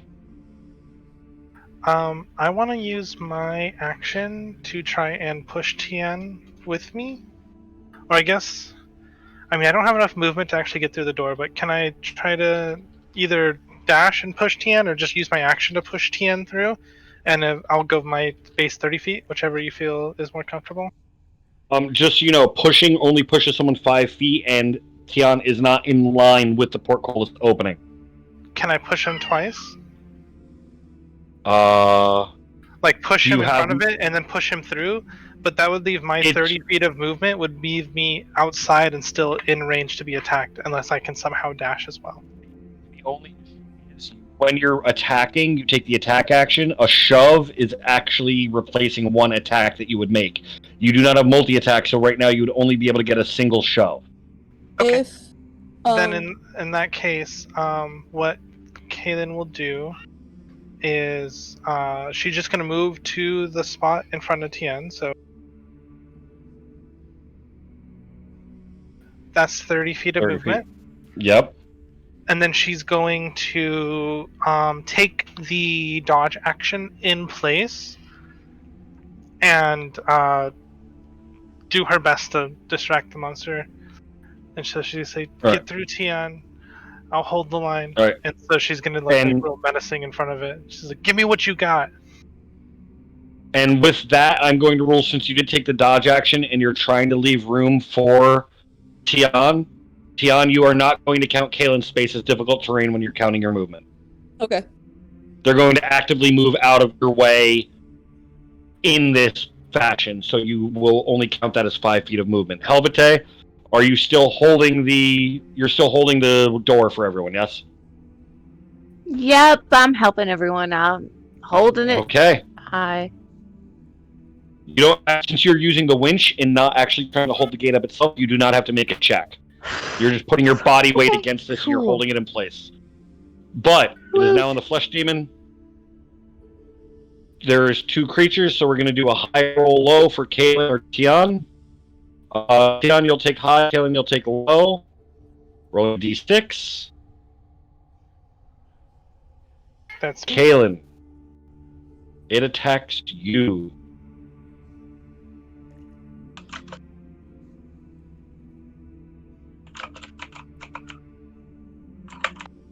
A 17 would normally hit, but I have to roll with disadvantage, so give me a moment. Let me roll a second attack, because the damage does not matter. Will a 15 hit? No. A 15 misses. A 15 Oh, misses, you are right. lucky. I have an AC of 16 because of Oh, most that is stuff. beautiful. Yay! I And have with the that, it highest is on. AC on the group. And with that, it is on Tian. Okay. Going over here, not pushing past Kaylin, but going past her. Come on, move. And as I'm about to go through the portcullis, can I grab her by like the collar and drag her with me? You can, but that will actually have your movement. Dragging a creature costs double movement, which means every ally space moving into Helvete's space will cost you 20 feet of movement.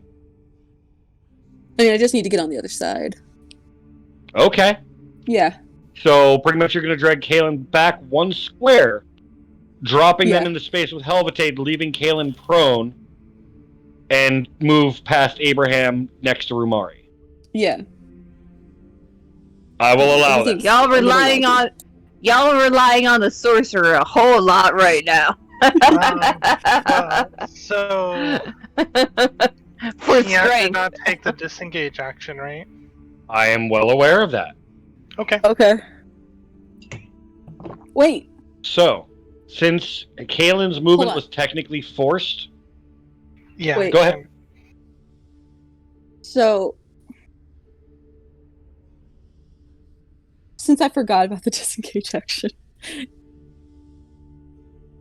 is there a way that I could say that I did my disengage? Because I was going to, but it's just all hectic. You cannot grapple Kaylin and drag them. Not even with any of, like, just using my movement? They're both actions, unfortunately. Tough decision right now. Well, she comes before the flesh demon, so she could probably do it on her own then. Yeah. Okay, then I won't grab her, and... You'll just rush through? Yeah. Okay, that's fine. You are disengaging, though, yes? Yes. Okay. With that, it's on Abraham.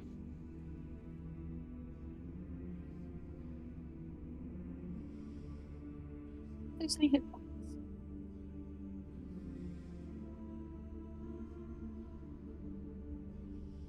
Abraham. Oh, I'm sorry. we killed I'm him. sorry. I had messed something up. But yes. Okay. All right. So everyone's out the door. I am going to, at this point, let's see. I'm just going to try to cast. I'm going to move back a little bit further past Tian. So Abraham is going to move there. And at this moment, oh man, I'm running out of cool songs that I know instantly off top. Oh, wait, no. We'll go with Enter Sandman on this one. All right, so once again, greased up, old guy, muscles raging, hair swinging, looks like he's got 20 years. He's Mick Jagger in it, all over the place, doing the chicken strut. And there he goes, that only Jagger can do. And of course, the other song that comes out is, we'll just do a little more Van Halen. We'll actually do, might as well jump. Of course, all the sound comes out, sparks. This time a little disco ball. You swear you see it. You swear for a second you see the ball. There's a sparkle in the corner of your eye. Yeah, it sparkles, and then it's gone. But then all of a sudden the energy seems to go forward. It hits the creature, but this time it hits it in the center of the mass and seems to burn almost a small hole in the center of it, smoldering, and smoke is actually coming out, and little bits of burnt We will see if it does. You should probably roll your attack before you describe the damage. I thought I didn't do attack. I thought it was just you had to save first to save against a DC 14. And if I succeed, it takes no damage. Oh, I thought it was like my bad. You just see this. And then you see this. And then you see this. All right, you see this.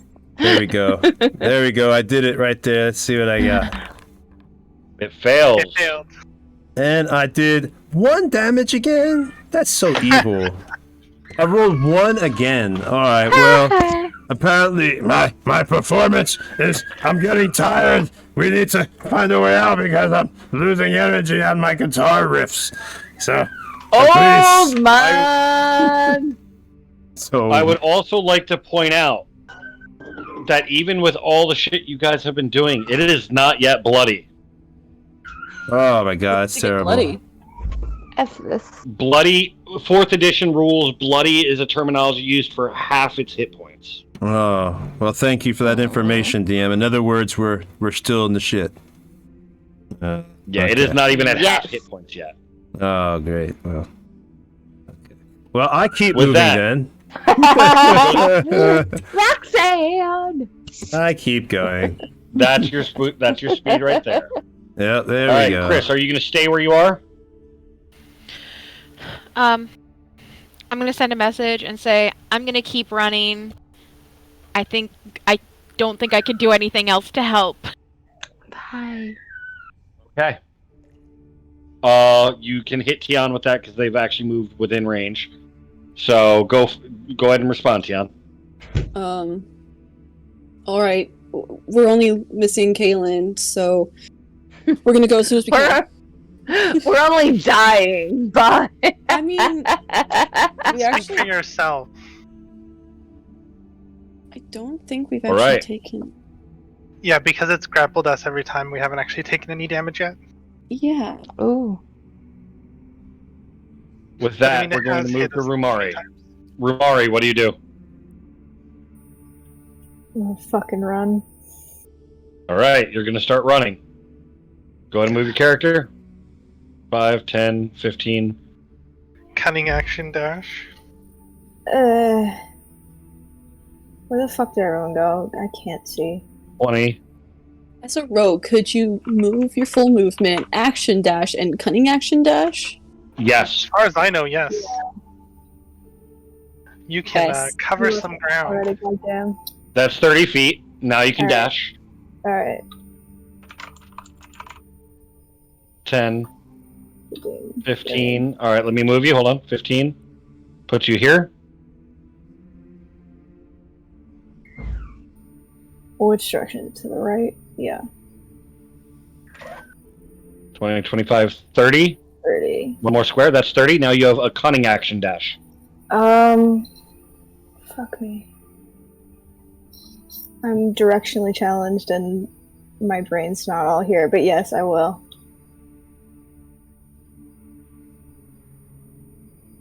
Was it ahead or to the right? You don't know. Yeah, I don't fucking remember. Cool. You're literally booking it right now. You're literally running from the cops, trying to hide around any corner. Do you go up or do you go left? You know what? I'm gonna get around this corner and just stop there. Okay. Like back to What's the that? wall right there.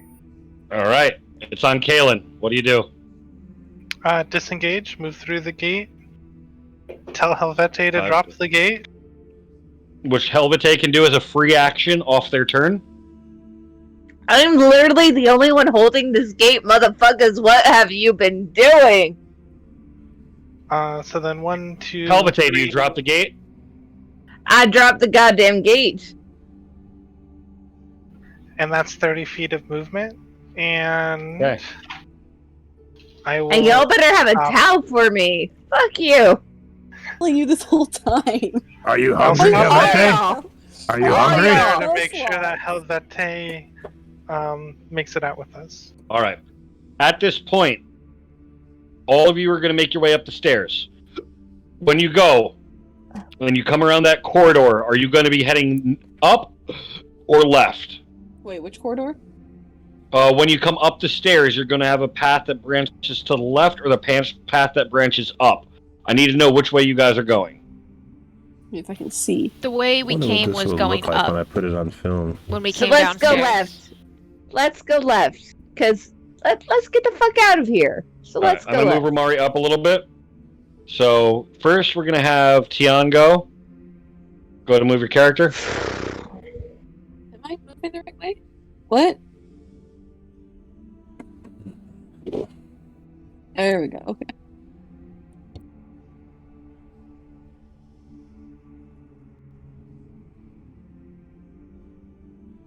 Wait, what? Wrong way. I- You I'm guys so want to start confused. moving this way. Okay. So, like this way, right here? Oh, okay, okay, Yep. okay. I think we're gonna die, I'm Lonnie. so lost. I think we're gonna Now, die. I need to know if you're going up or left. Left. Well, so at this uh, point, going left is kind of going straight in the way we're currently already going. Yes. Do you want to move I'm straight or going do you want to left. move up? Up. Okay. I want to go the way we have not gone. This place is collapsing. I'm just moving Ramari out of the way so people can move in.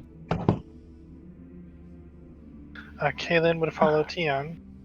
Yeah. All right. And then Helvete, you're going to move towards the left. You're going to take a branching path from them. But you do remember seeing that the ways that the paths crossed a little bit. And since your Okay. passive perception isn't high enough, as you move here,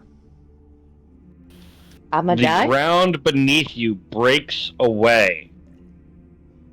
I need you to give me a dexterity save as you see the ground starting to crumble and you see a spiked pit below you. Oh, that's lovely. How do I move down the Lovely. stairs here? Because I can't see that. Wrong way. Tony, there you go. I made the same mistake. What'd you say? What'd you there say? we A go. There deck? we go. Dex save. Dexterity save. Tell me if that goes through. Waiting to see. Oh. Yeah, there's. I clicked. I wrote. Don't forget. If you're you lagging want out, it'll to take a little bit. use- So you also have inspiration if you wanted to use it. Do you want to use your inspiration now before the roll shows up? Sure. All right, I'll roll this one for you because it's not coming through for some reason. Yay.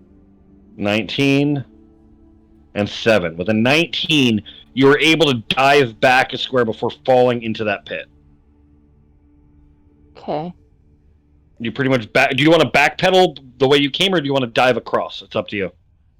No, I'm going backpedal into Okay. Abraham.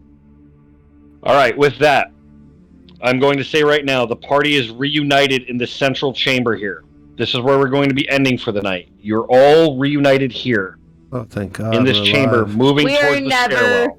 We're alive. We're never leaving this house. No, don't say Well, that. I need you We guys are to listen for a never- moment. I need you all to listen for a moment.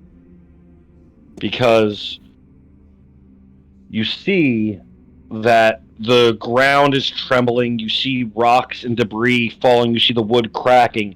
It seems like the entire basement itself is starting to cave in on itself. And you can tell by the sound of the groaning, creaking of the wood and everything around you that you do not have long before this collapses. So you are all, if your survival instinct is kicking in, you are all making a beeline for that spiral staircase that will take you back to the attic. Correct? Yep. Yep. We will be ending with you guys reaching the top of the attic stairwell, and as you get to the stairs, the first one up, you see directly in front of you, in the doorway where that hidden passage was, the doorway has been replaced by a set of rapidly spinning, scything blades in the doorway. That's not good. And that, my friends, is where we are picking up next week. Your final escape from the House of Death. Didn't you say that like 3 times already? Yeah, hopefully. If you guys had actually not tried to engage in combat, you would have already been out. If you had sacrificed something on the altar, you would have already been out. No, we ain't doing that. You chose the hard way. But the honorable way. Hey, one of the Nice. Exile once again has given us a lot of stuff. Thank you all the viewers, and thank you to Exile.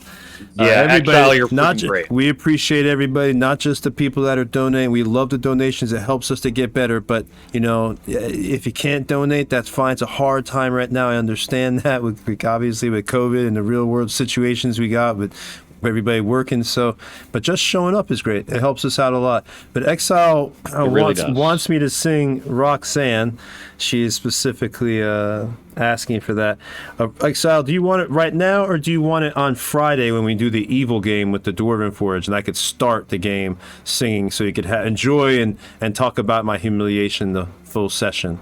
It's up to you. You can throw your voice just before the session starts too. Oh yeah, that would be great, and then I'll have no voices for the whole night. But it's up to you, Exile. What do you want? You want all right. Well, it's 10 o'clock, so let's hold off then. I'll do a song for you Friday. I'm sure Rich and you are not letting me forget. I actually owe you like 2 songs now because you've bought people so many subs. I'm gonna have to do the greatest hits bonus tracks for Exile. I have to And go, with guys. Ferris- I'm sorry. It's really late. All right. Take care. Thank you for joining us tonight. But yeah, thanks to everybody. Exile will definitely do those songs for you on Friday, and actually in a bit I'll be in my Dungeon Master outfit, so you'll get the full enjoyment out of it. And be able to actually really see me going crazy. Don't forget, we have Dwarven Forge games right now until they catch up with the good team. It's every Friday at 6 p.m. You get to see the evil team. They're in the Doom of Dagger Dale. They just got into they just got into the beginning of Eagle's Eye Re. I love it. The underground Dwarven fortress, or whatever you want to call it, I guess ruins, underground Dwarven ruins.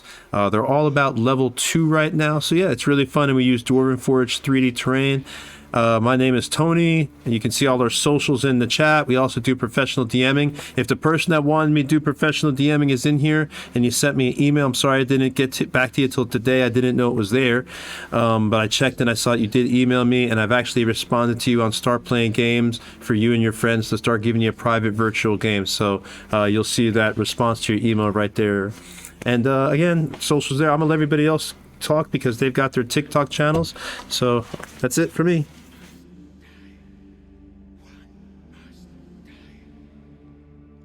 Hello? Yeah, that pretty much covers everything, guys. Doesn't everybody want to give their all our TikTok stuff is right there in the chat. Oh, okay. Thank you for coming. We look forward to seeing you all soon, and we will be here next week, same time, same channel, and we will see what kind of chaos happens since the party decided not to appease the cult. Hell no, we ain't killing no dog. All right, see y'all later, man. See you then, guys. Bye bye.